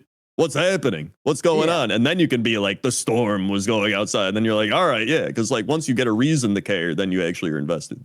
I think Happily Aaron, my lovely friend, who also wrote a book called The Guardian, that was one of the big notes that she got from her editor when she was done with her draft, was like, this whole beginning part, get rid of it. Just start in media res. Start like when shit is happening. And it was really hard for her to be like, but I worked so hard in the beginning, you know? But it really does hook you better if you're like, oh shit, we're in it. Stuff's happening. Yeah. Yeah. It's, I've noticed a lot of writing is just about cutting things down to the least amount of words possible needed. So it's like, sometimes if something isn't relevant to the scene, like if you're writing like a big paragraph about it raining outside, but the rain doesn't even matter to what's going on, you could just be like, the rain was pouring down. Like it really doesn't matter, because you're just kind of setting up the scene for what's going on, for what's actually important. Yeah. So it's it. I think I've just enjoyed learning about writing too, because it's kind of like the art of writing and like how much they've learned over time too and developed. I think it's just cool as an adult to choose a thing that interests you and be like, I'm going to be a student again. I want to learn about this thing. Yeah. So that's cool. Yeah. And it's a lot of times then I started noticing that in games and like other forms of media. Like I mentioned in WoW, like a lot of people are liking the WoW story, but I kind of skim through it because that's what I always do, because I never really care about the video game thing. But I noticed there's one cutscene that just bothered me, which is where we get to this one point and the Lady Leadrin or whatever, we're in like the Zul Aman, and then we go through the fog that the tiger god or Loa or whatever the shit has made, and he's like, you've pierced my veil or whatever. And it's like, oh yeah, he's the one who made the fog. He says we pierced his veil. Now we're talking to him. And she goes, you are the one who created the fog. You are the one who did this. And I'm like, no shit. He just said it. Yeah. Like, we don't need it reiterated. Like, right. I can use my brain to figure it out. And it's like, sometimes it feels like that's and people are like, well, they have to do that in media now because nobody's paying attention. And I was just like, that's the complete, if there's anything we can learn from like the digital circus of why it's so popular is because it does so much foreshadowing and stuff like that. And they're not just like, here you go, spoon feed you. Right. And even if you're somebody that's like your theories are wrong, or you're getting things wrong, or you're just noticing things that are obvious to other people, it's still making you use your brain and think. And that's like what it's all about. So I hate when they do shit like that, because it's like you're just wasting time when you're just like, this is what the thing is supposed to be. Like they're explaining it. I hate it. Yeah. Back in the day with anime, because anime will have a lot of like, you know, you'll watch an episode and a scene will happen. And then in the next episode, it'll start off with like the exact same scene. Mm-hmm. And I think now, because people just, you know, mainline like snort an entire season of an anime, they'll get really annoyed with how often they'll like call back to scenes that just happened, you know, and trying to explain like, well, this show was made when you couldn't do that. The show was made when like it was on TV and there were commercial breaks and you had to wait a week and maybe you forgot about the really important scene from a week ago, you know? That is true. But when you're just watching it straight through, you're like, Jesus, I get it. He killed his brother. I get it. You know, like, fuck, I don't have to see it again. Yeah. Yeah, but did you know? I must stress, he killed his brother. Gosh, you're so right. You're so right, dude. God. It does also, it saves on animation budget too. That is, that's also true. That's also true. Because a lot of the, like, if we're talking about like a Naruto, right? That was a we will put out an episode every week, even if there's no content to use. Yeah. It's why we got so much filler. So yeah. I do like Free Ren. Free Ren very good. Yep. I liked Apothecary Diaries. It was very good. I've only watched a couple episodes of Apothecary Diaries, but I hear that's very good. Really? I thought you would like it because it's kind of Sherlock-esque, like mystery solving. Yeah, I want to like sit and watch. I keep trying to watch it with other people, which is a mistake, I think, because I'm the only person that's trying to like really engage with it. You know, that's like really paying attention. Yeah.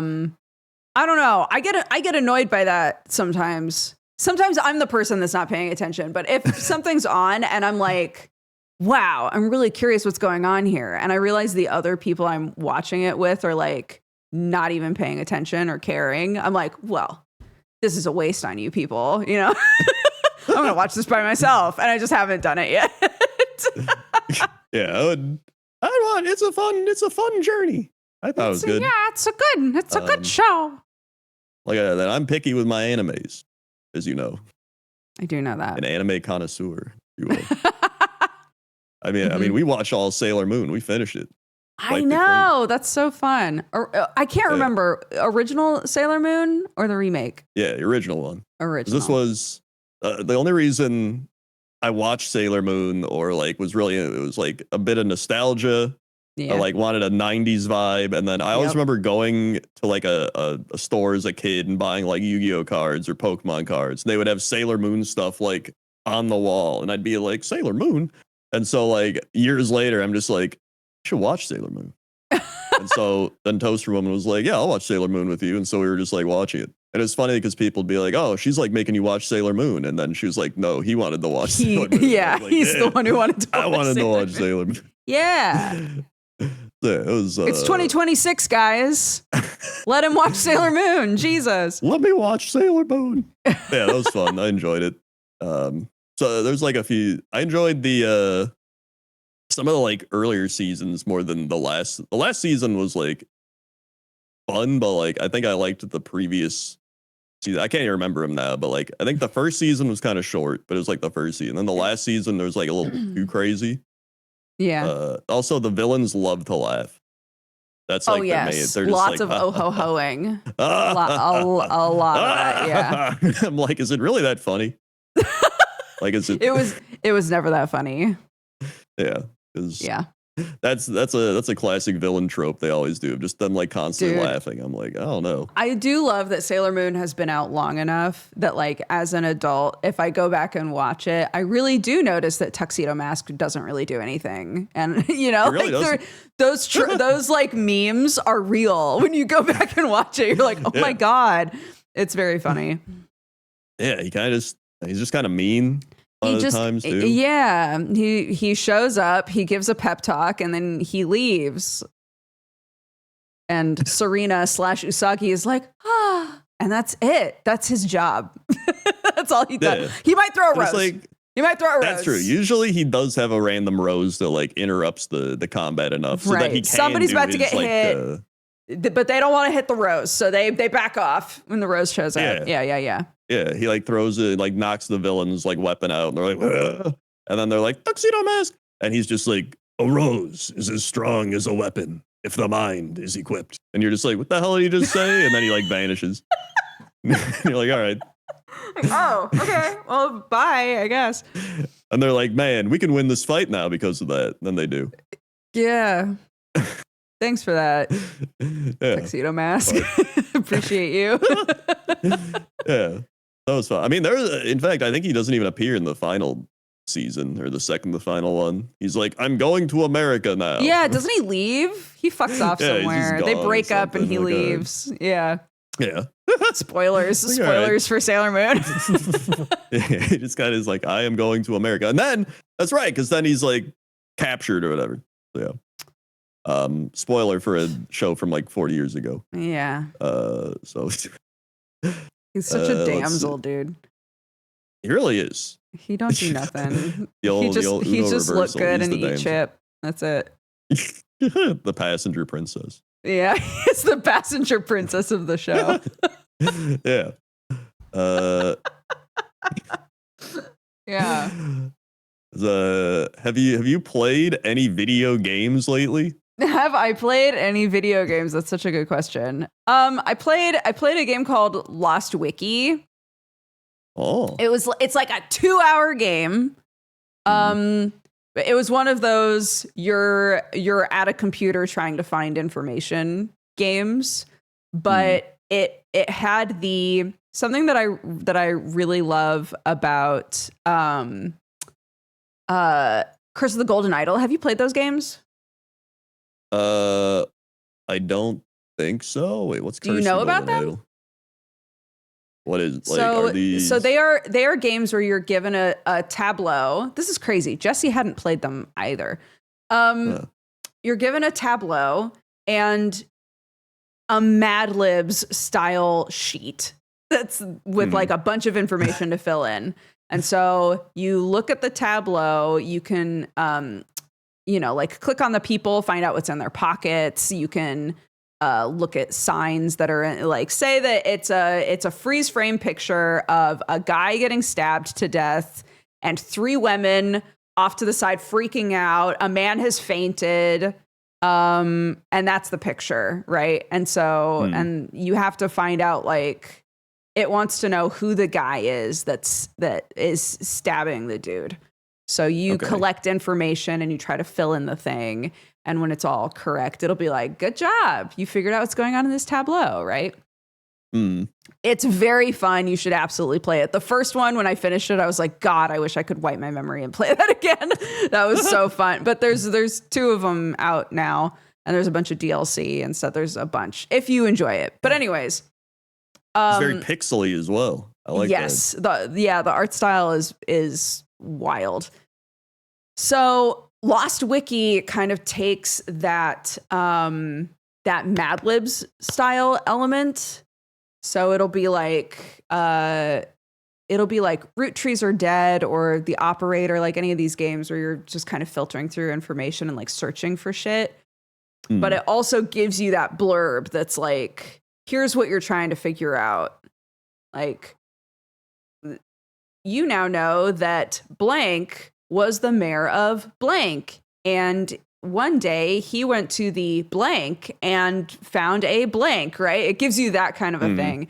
And you have to find the information, drag and drop it. And then if it's correct, it's like, congratulations. Now we'll give you the next thing to find.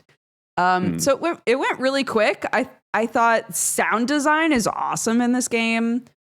And I just liked that another game was like, yeah, we're going to make it really obvious what it is you're trying to find. Like, I thought that was nice. That is pretty nice. It was nice. That sounds fun. Yeah. So I played that. I've been playing a lot of Slay the Spire 2. I'm back in Pathologic 3. I don't know if you've played the Pathologic games. I have not. Out of curiosity with Slay the Spire 2, how are you finding it? Because a lot of people are like, this game is Slay the Spire 1, but different graphics or whatever. I'm like, I don't know. It seems like they changed a decent amount. Yeah, I think it's Slay the Spire 1, but more, which is exactly what people that love Slay the Spire wanted, I think. Yeah, they, like I said, they added more ways to engage with the lore if you want to. They added 2 more characters. They got rid of the Watcher. Not sad about that. I will not shed a single tear about that. Watcher's gone. And we now have the Regent and Necro, so the skeleton girl who has like a skeleton summon. I love both of them. I think the 2 Necrobinder, thank you. I think both of them are really good additions, and they were pretty easy to understand how to play. Yeah, I think it's great. Have I finished a run yet? No, I have not. I have not. And chat was very quick to tell me that Sam, having never played Slay the Spire 1, has finished a run with every single character already. So that's fine. I'm not bitter about it, and I don't mind. And I'm glad he likes the game. Yeah, that's good. You know, I'm really glad he likes it. I'm glad he loves it so much. Yeah, I've gotten a couple run completions. I'm trying to Nice. get one With with who? the Regent. Yep. I haven't got one with the Regent yet. He's my favorite character so far. But I think he's so funny. He's just a goofball. he is pretty goofy, yeah.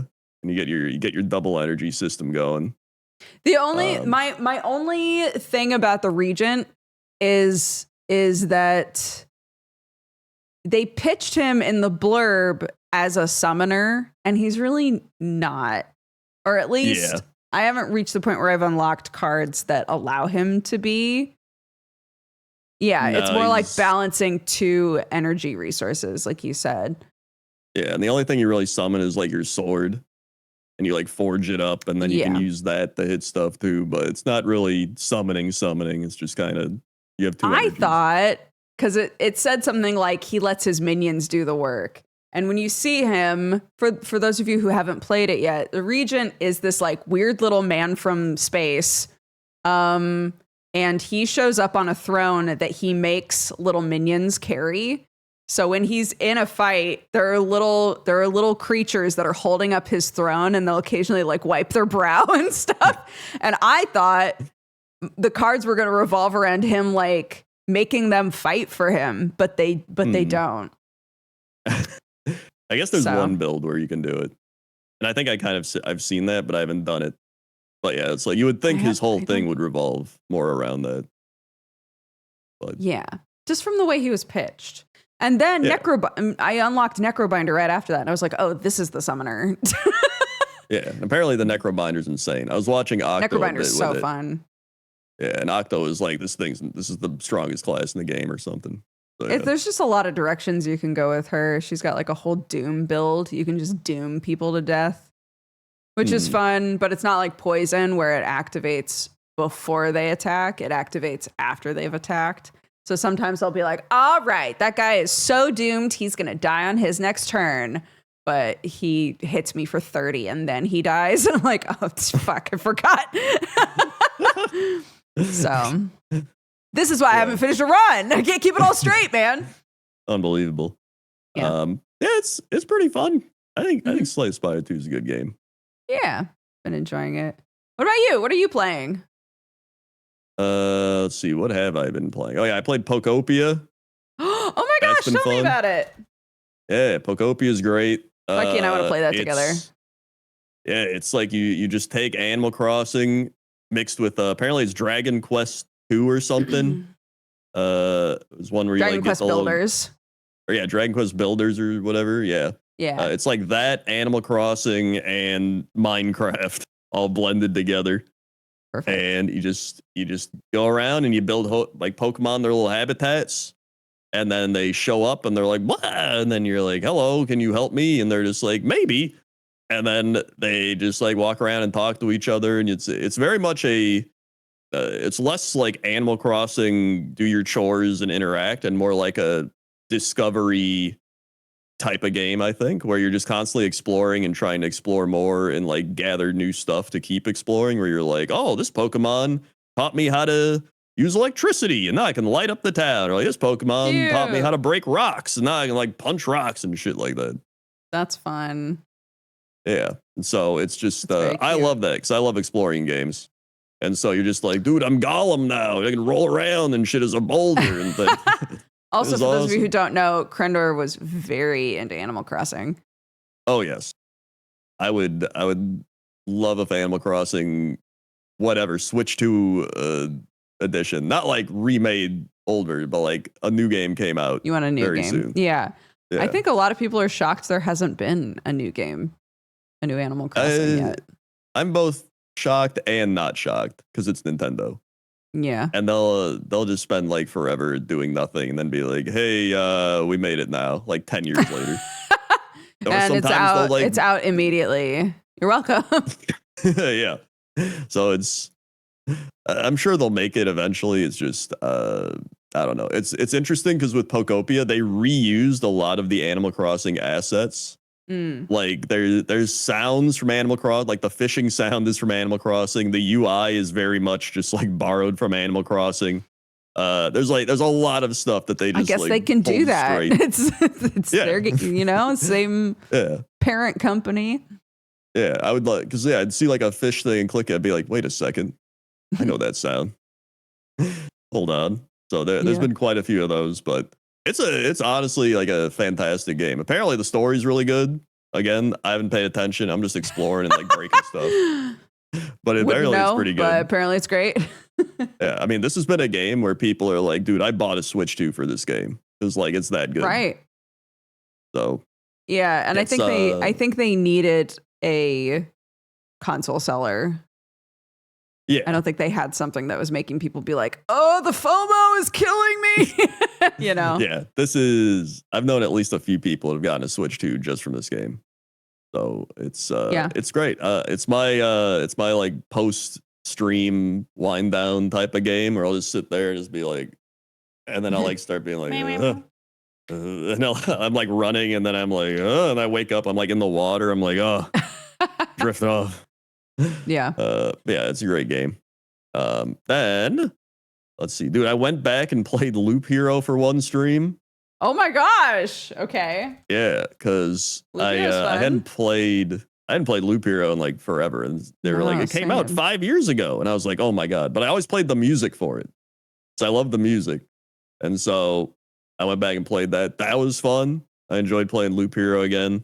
I've realized over the course of like the last year or so that my ultimate game genre is like pixely roguelite for the most part.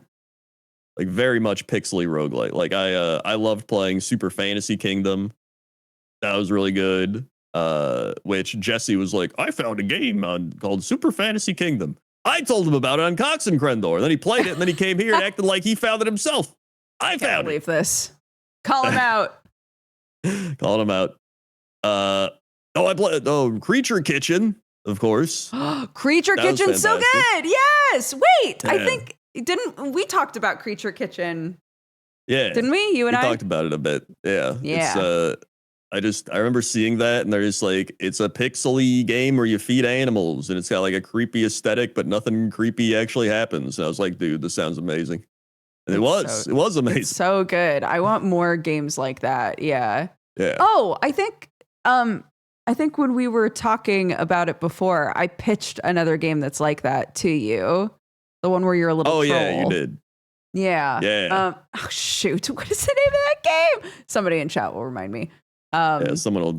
Yeah, I love games like that where it's like, this feels very like dark folklore.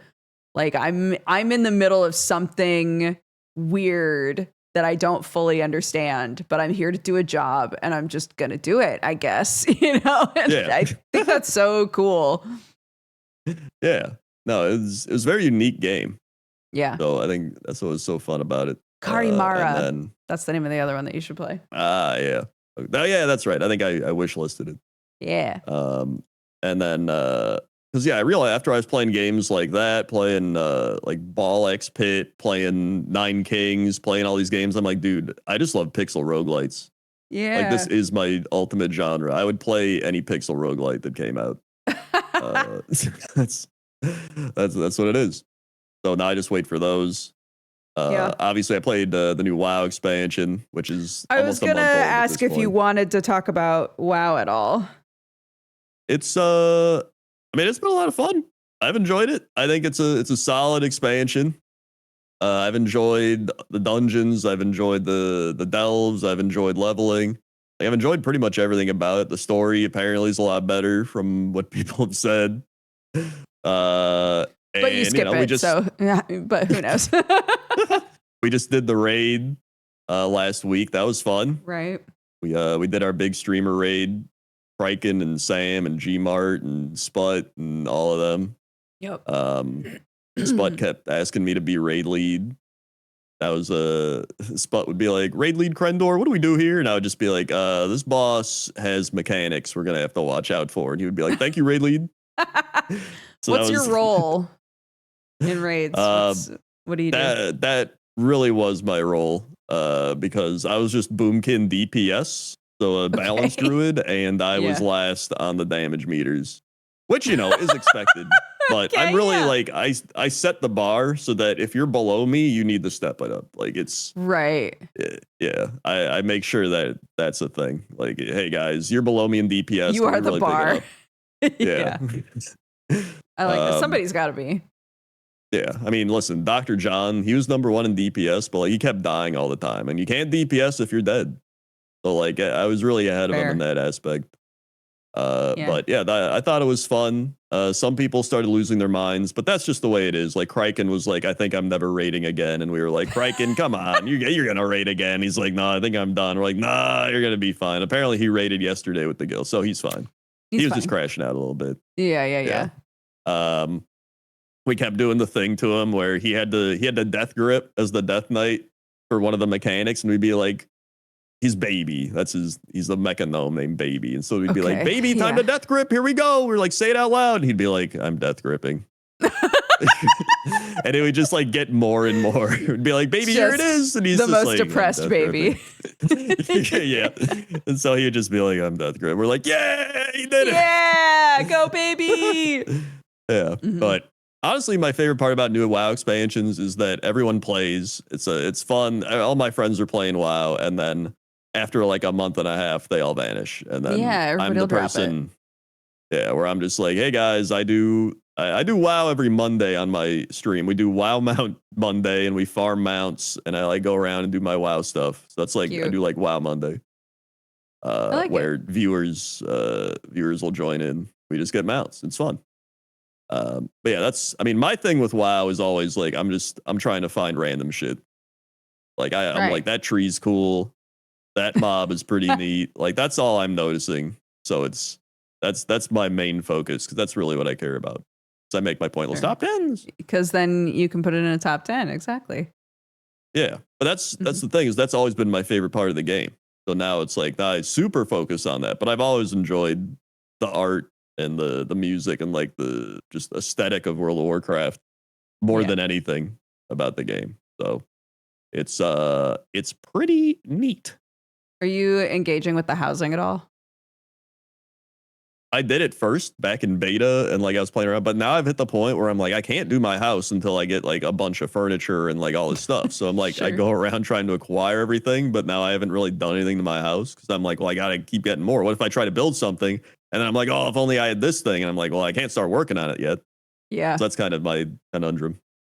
I've realized in all games that I am the sort of person who really likes finding stuff for the house and have very little interest in placing stuff for the house. Yeah.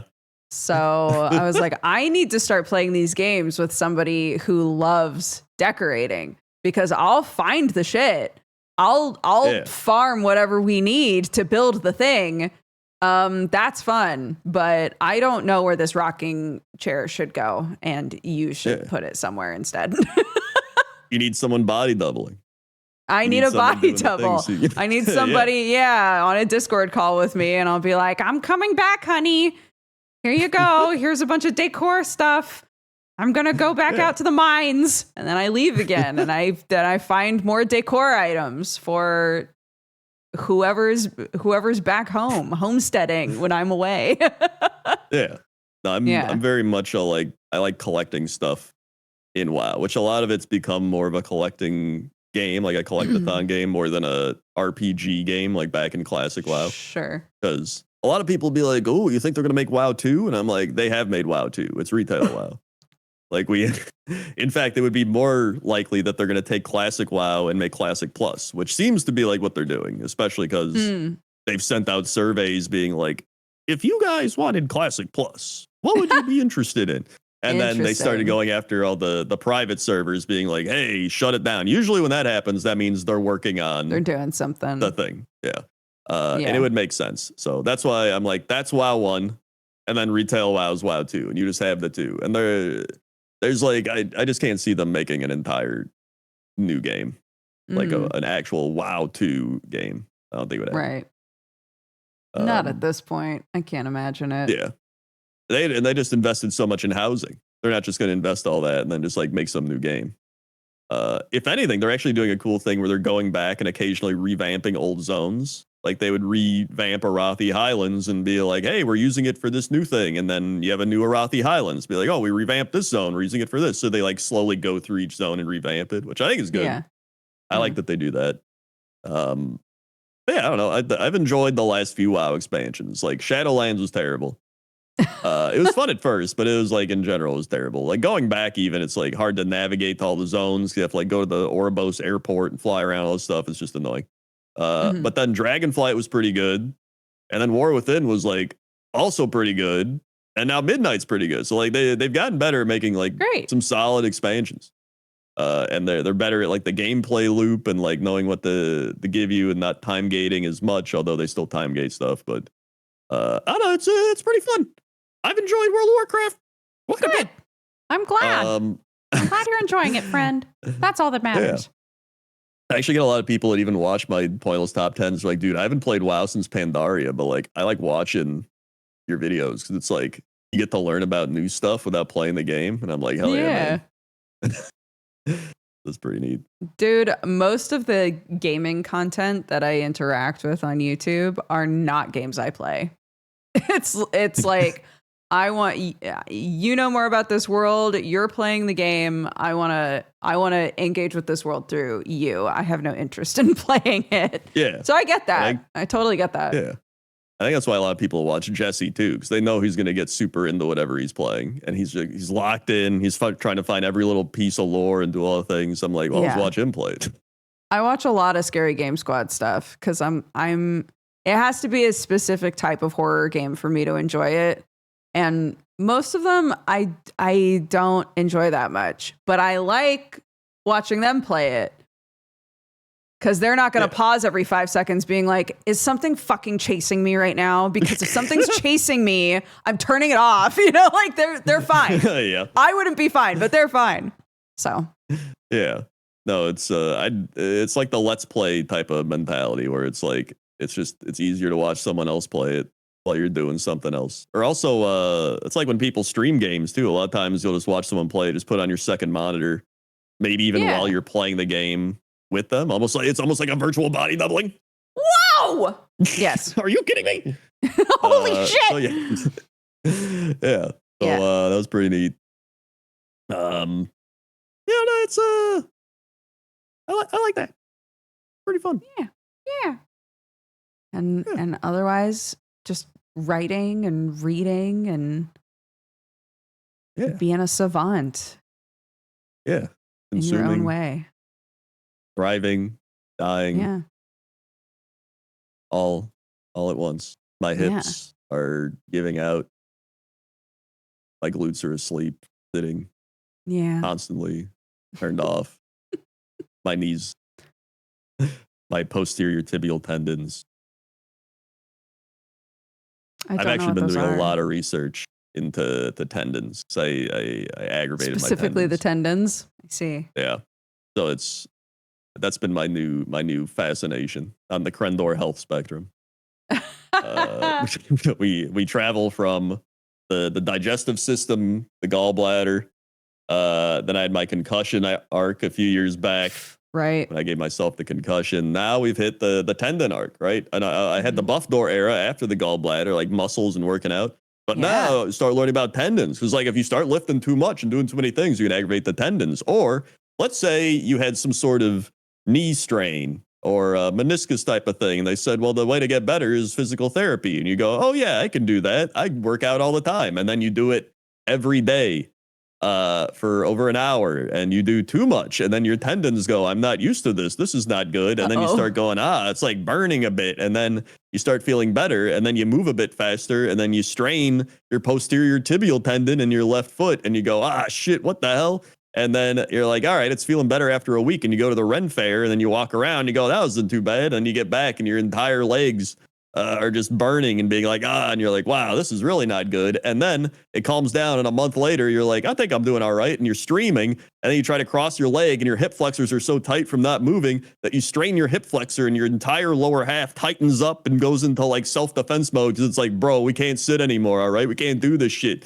And then you're like, oh my God. And then you spend months trying to rehab yourself like you're an athlete, even for the fact that you're not an athlete. You're just some guy trying to play video games, but you can't because it hurts to sit. And then you just want to go to the gym, but you can't because they're like, oh, well, you can't overdo it. And you're like, I guess I'll sit around. They're like, no, you don't want to underdo it. You're like, what the hell am I doing? So then you start researching everything and you're just like, what do I do? And then finally you figure something out and you're just like, oh, okay. So for tendons, you need to like load the tendon just enough with isometric exercises, but you can't overdo it because then it'll flare up and you have to like just calm down. And so that's been the Crendor health arc. Damn. That's a lot, man.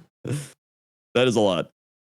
So I'm also in physical therapy. So it's I do my tendon stuff and then I talk to my physical therapist and she's like, what's going on today? And she's just like, oh yeah, we got to strengthen your glutes and like mobilize your hips and do all this stuff. And then she's like, we don't want to flare things up and do all things. So it's been a very fun journey of getting old. I love aging and getting old. It's really cool. Yeah. I'm starting a food journal and I thought of you. Because I was like, well, if these achies are caused by sugar and some of my other symptoms are caused by caffeine, I should probably keep track of what I'm eating to see if when I do have sugar or I do have caffeine, if those symptoms come back, that I know for sure. And I was like, this is some Crendor shit. I'm doing Crendor shit now. Dude, I'm telling you.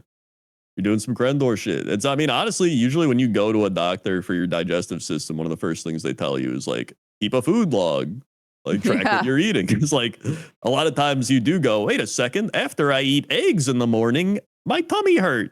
And then you're like, wow. I guess I think I've resisted doing anything like that because I don't want to have like a bad relationship with food. I don't want to be like constantly overthinking what I eat or, you know. But if it means that I can consciously make the choice to eat a thing knowing what the repercussions are going to be, I guess there's a benefit to that, right? Yeah.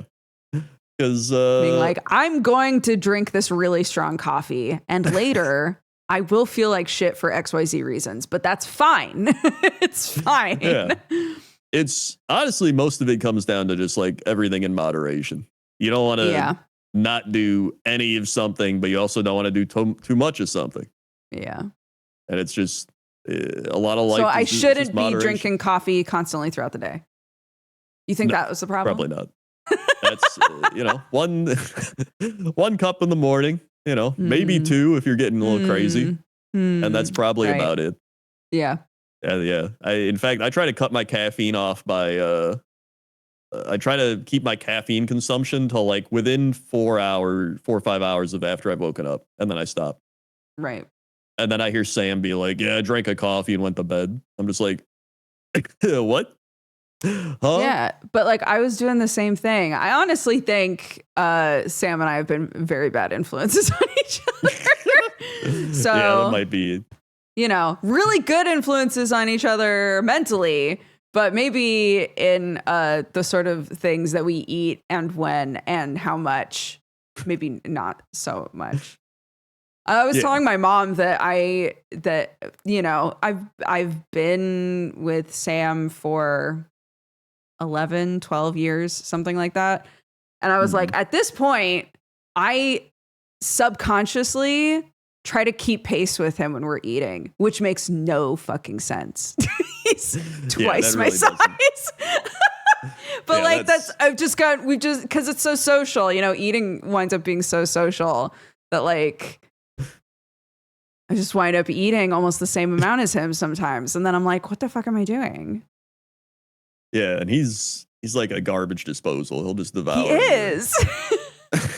Yeah. Hence the coffee ramen. When we were raiding, he's like, I go over. Yeah, that's not real. There's no way. That's not real. It had to have happened. I don't think he would have lied about real, it. Dude. He was getting defensive over it. He's like, what's the problem? He ate a whole pizza, then he ate cake. And then he was like, yeah, the doctor said I got to watch my cholesterol. I was like, well, what was it? And he's like, I don't know. And I was like, what? So I'm like, yeah, I got my blood work. My cholesterol's like a little high. I think it's because I haven't been working out as much because of my leg problems. But like, I'm starting to like ramp up my exercise again. He's like, yeah, mine's high. And I'm like, what's your numbers? Like, is it like 209 or like you like slightly above you doing? He's like, doctor said watch it. Then he ate a pizza and cake. I'm like, what are you doing, bro? Yeah, it's fine. We're all just falling to pieces. It's fine. Yeah, at least he's having fun. Well, I don't even know if he's having fun, but is he having fun though? Yeah, he might not be having fun. It's hard to say. All right, we're about to hit the 2-hour mark, my friend. Yippee! We've gibby-gabbed at each other for 2 hours, and it was a delight the entire time. It was a delight. Normally, Jesse does like news and things, and I totally forgot about that. So I did not prepare the news. Should we make up some news? Yeah, we can make up some news. Okay. Why don't you make up some sports news for us? I mean, I could just tell you actual sports news because I watch sports. Okay, so we had March Madness going on. Iowa with the big upset. They've already upset Florida. Now they upset Nebraska, I believe, in the March Madness. So they're moving on. Pretty insane. We had opening day yesterday in the old baseball. Pirates got blown out right away. So the White Sox. Cubs looked like they were going to win, and then they lost terribly. So that's the very Cubs. Dodgers won because they pay $8 billion for literally everybody and then just win. Who would have thought?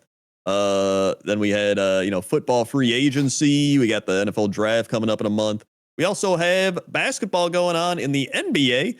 Currently Pistons in first. Didn't expect that at the start of the season, but you got the Spurs going up with Wemby. We got the Thunder, I believe, at the top of the West. Going to be crazy. Over in the NBA playoffs gonna be coming up. And then hockey, dude, the Buffalo Sabres coming out of nowhere. They're one of the best teams in the East. They haven't been good in like 20 years. Who would have got it? Who would have figured that one out? I'm cheering for the Sabres in that. And yeah, I mean, I can keep going, but I'll stop. I thought that was beautiful. That definitely counts as the news segment. I loved that. Yeah, I mean, listen, I do an entire NFL football podcast every week for most of the year with all the old. I forgot about that. You do. Yeah, I forgot you do an NFL podcast. If anyone knows the old Northern Lions Super Show, it's me, Alpaca Patrol Rob, who everybody loves, Apollo Dumb Dog, Bear Taffy, and Sinvicta. And Perfect. So that's it. We all got our teams every week. We guys do rub your hands football together and you talk about sports. I love that. Yeah, we talk specifically about the NFL. That's our main thing. But we also go on rants. I'll also try to derail the show numerous times. There's people, they're just like, dude, I don't even watch football, but I listen to you guys talk just because it reminds me of like the old Northern Lion days type of thing. Yeah. Yeah. So we'll just we hit a point where we have hot takes. It's where we try to be like the sports people of modern day, where you're just like, I think this is crazy, right? And you like go off the deep end. So we try to do our hot takes, but my hot take was that people put too much sauce on their food. And they were like, you can't do it. It's not NFL related. But then Rob was like, you know what? I like sauce. And I was like, you're an idiot. You're dumb. You put too much sauce on your food. Oh my gosh. So then we got into the hot take segment. Yeah. Can I very quickly tell you a sauce related thing? Because I really hate when burgers get sauce on my fingers. I hate it. Yes. So I always eat like this because I don't want the sauce to drip on my fingers. And then Sam got me a burger that looked like a little UFO. And I was like, what the fuck is this? And he was like, it's a dripless burger. It was a burger where they had like they made like an extra large bun and then squished the sides together like an Uncrustable burger. What? It was amazing. I was like, dude, that's holy shit. They're cooking. That's honestly, I used to hate Uncrustables. They've grown on me. Yeah. Like sometimes after streaming, I'll just like pop an Uncrustable, it's like chill out, eat my Uncrusty. I used to make fun of Gmart and people for eating them. And then Gmart was just like, who's laughing now? Uncrustable hater. Right. Although I like the strawberry jelly ones. He's like, no, you gotta have the grape jelly, but I like the strawberry one. But like it's a nice little snack. I've never been a grape jelly guy in general. I mean, it's okay. I do like the others. Yeah, we have one of those things to make your own Uncrustables. Yeah, so my kid frequently at night will be like, "Can I have a toasted peanut butter sandwich?" Which means an Uncrustable because otherwise you can't put an actual peanut butter sandwich in the toaster because then the peanut butter drips everywhere. Yeah, I didn't even know you had like you could make those. Yeah. Oh my gosh, yeah. It's like a 2-piece system, and you just take the bread and you put whatever filling you want, and then put the other piece of bread on top. And the first bit cuts out the outside, so you put it in and you like wiggle it around to cut out the shape, and then the second one has the little ridge bits, and you press it in and it squeezes the sides down. Dude, I might buy one of those. You should. You should. It's great. Insane. You can put whatever you want in it. Yeah. That sounds so good. In fact, I'm definitely gonna buy one. Yeah. The only issue for me was what to do with the bread that you don't use, but I started making like little French toast things out of them. Ooh, that actually sounds pretty good. Yeah, just cut the edges up into like little bits of bread and then French toast them. Yeah, is it like the French toast sticks? You like dip in maple syrup? Oh, you could do that. Oh, you're not doing the sticks? You're just like not doing the sticks. Bread? Just just like little clumps of bread in the French toast mixture and then bake it. Oh, I see. Okay. Yeah, you should do sticks. Yeah. I'll do sticks next time. I'll let you know how it goes. Yeah. Okay, good. Yeah, do that next time. All right, let's wrap this shit up, man. What are you up to? What are you up to this week? Where can everybody find you? Who is Crendor? Who am I? A question I've been asking myself for years. You can find me at youtube.com/wowcrendor. That's where all my pointless top 10s and various World of Warcraft things are. You should check it out. Also, if you want to see my crazy digital circus theories and various other reactions to Jesse, you go to youtube.com/almost too old for this. All one word, because Jesse's is too old for this. I'm almost too old for this. So it's, dude, I've been like arguing with people in the comments section over there too. My latest video, it's intense. Although I have to react to Jesse's latest thing because he put up a new one. But and then youtube.com/Cox and Crendor podcast, where you can listen to Cox and Crendor. And then Twitch TV Crendor, if you want to see me stream, because I stream pretty much every night, depending. And I believe that's the primary stuff. If you want my football podcast, everybody, it's 3 guys and a bear talk about football. Just look that up.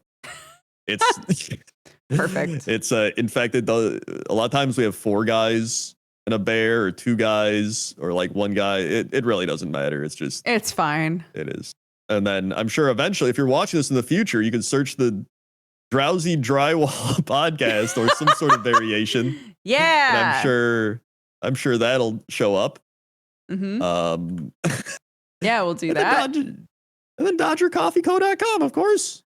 Yeah, where you can get the Crendor roast, Midnight Sloth, which is delicious, honestly. Pair it up with your decaf. Try the decaf if you're trying to quit the caffeine or have less caffeine. You know, if you're like me and you're like, maybe I should cut back on the caffeine for a little while, our decaf coffee is delicious. Yeah. #ad. So that's it. Honestly, it was very nice not having Jesse here to interrupt. I adore Jesse. I'm very happy for some Duger and Crendor time, though. Yeah, this was very fun. The time just flew by. Yeah, because otherwise you get Jesse every once in a while doing his like, I'm saying something and he's just like laughing at me for whatever reason. It's like, I don't know what Crendor's talking about. What upset him now? Yeah. And I got to be like, what? And then he's like, nothing. Right? And that's what it is. It's a perfect Jesse impression. It's uncanny. Yeah. It's crazy. Yep. Carry on. Yeah, for me, Pathologic 3 is down to once a week, so I'm gonna keep playing that. Probably a huge mistake because it's one of those games where you really need to keep track of what you're doing. So each time I play it now, I'm like, what the fuck? What was happening in this game? But it's almost April. My kid's off of school, so I'll be doing shorter streams. But I'll still be here. I'll still be here doing my thing, and we'll be back doing Geekenders again next Friday. So thank you all so much for watching. If you enjoyed Geekenders, you can find all of the other ones at youtube.com/Jesse Cox. We're also on all of the podcast apps and sites if you'd like to just listen. But otherwise, take care of yourselves. Have an amazing rest of your week, weekend, etc. And we'll see you next time. Bye-bye. Bye-bye. Yeah, you know what time it is. It's time for the Geekenders podcast. MegaRan, Jesse and Dodger, what up? Let's go. Yo, it's the weekend. Yeah, it's time to geek out. Let it begin. Go on, stream and shout. It's Jesse and Dodger, so give them a follow and see what the Geekenders are all about. Yo, it's the weekend. Yeah, it's time to geek out. Let it begin. Go on, stream and shout.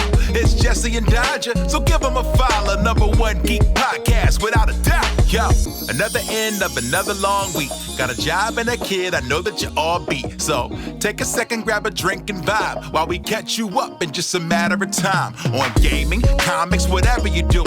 If you're nerdy like us, then you know you should tune in. Thank you for sharing our world with us. Now follow, subscribe, and turn this up. Yo, it's the weekend. Yeah, it's time to geek out. Let it begin. Go on, scream and shout. It's Jesse and Dodger, so give them a follow. #1 geek podcast, without a doubt.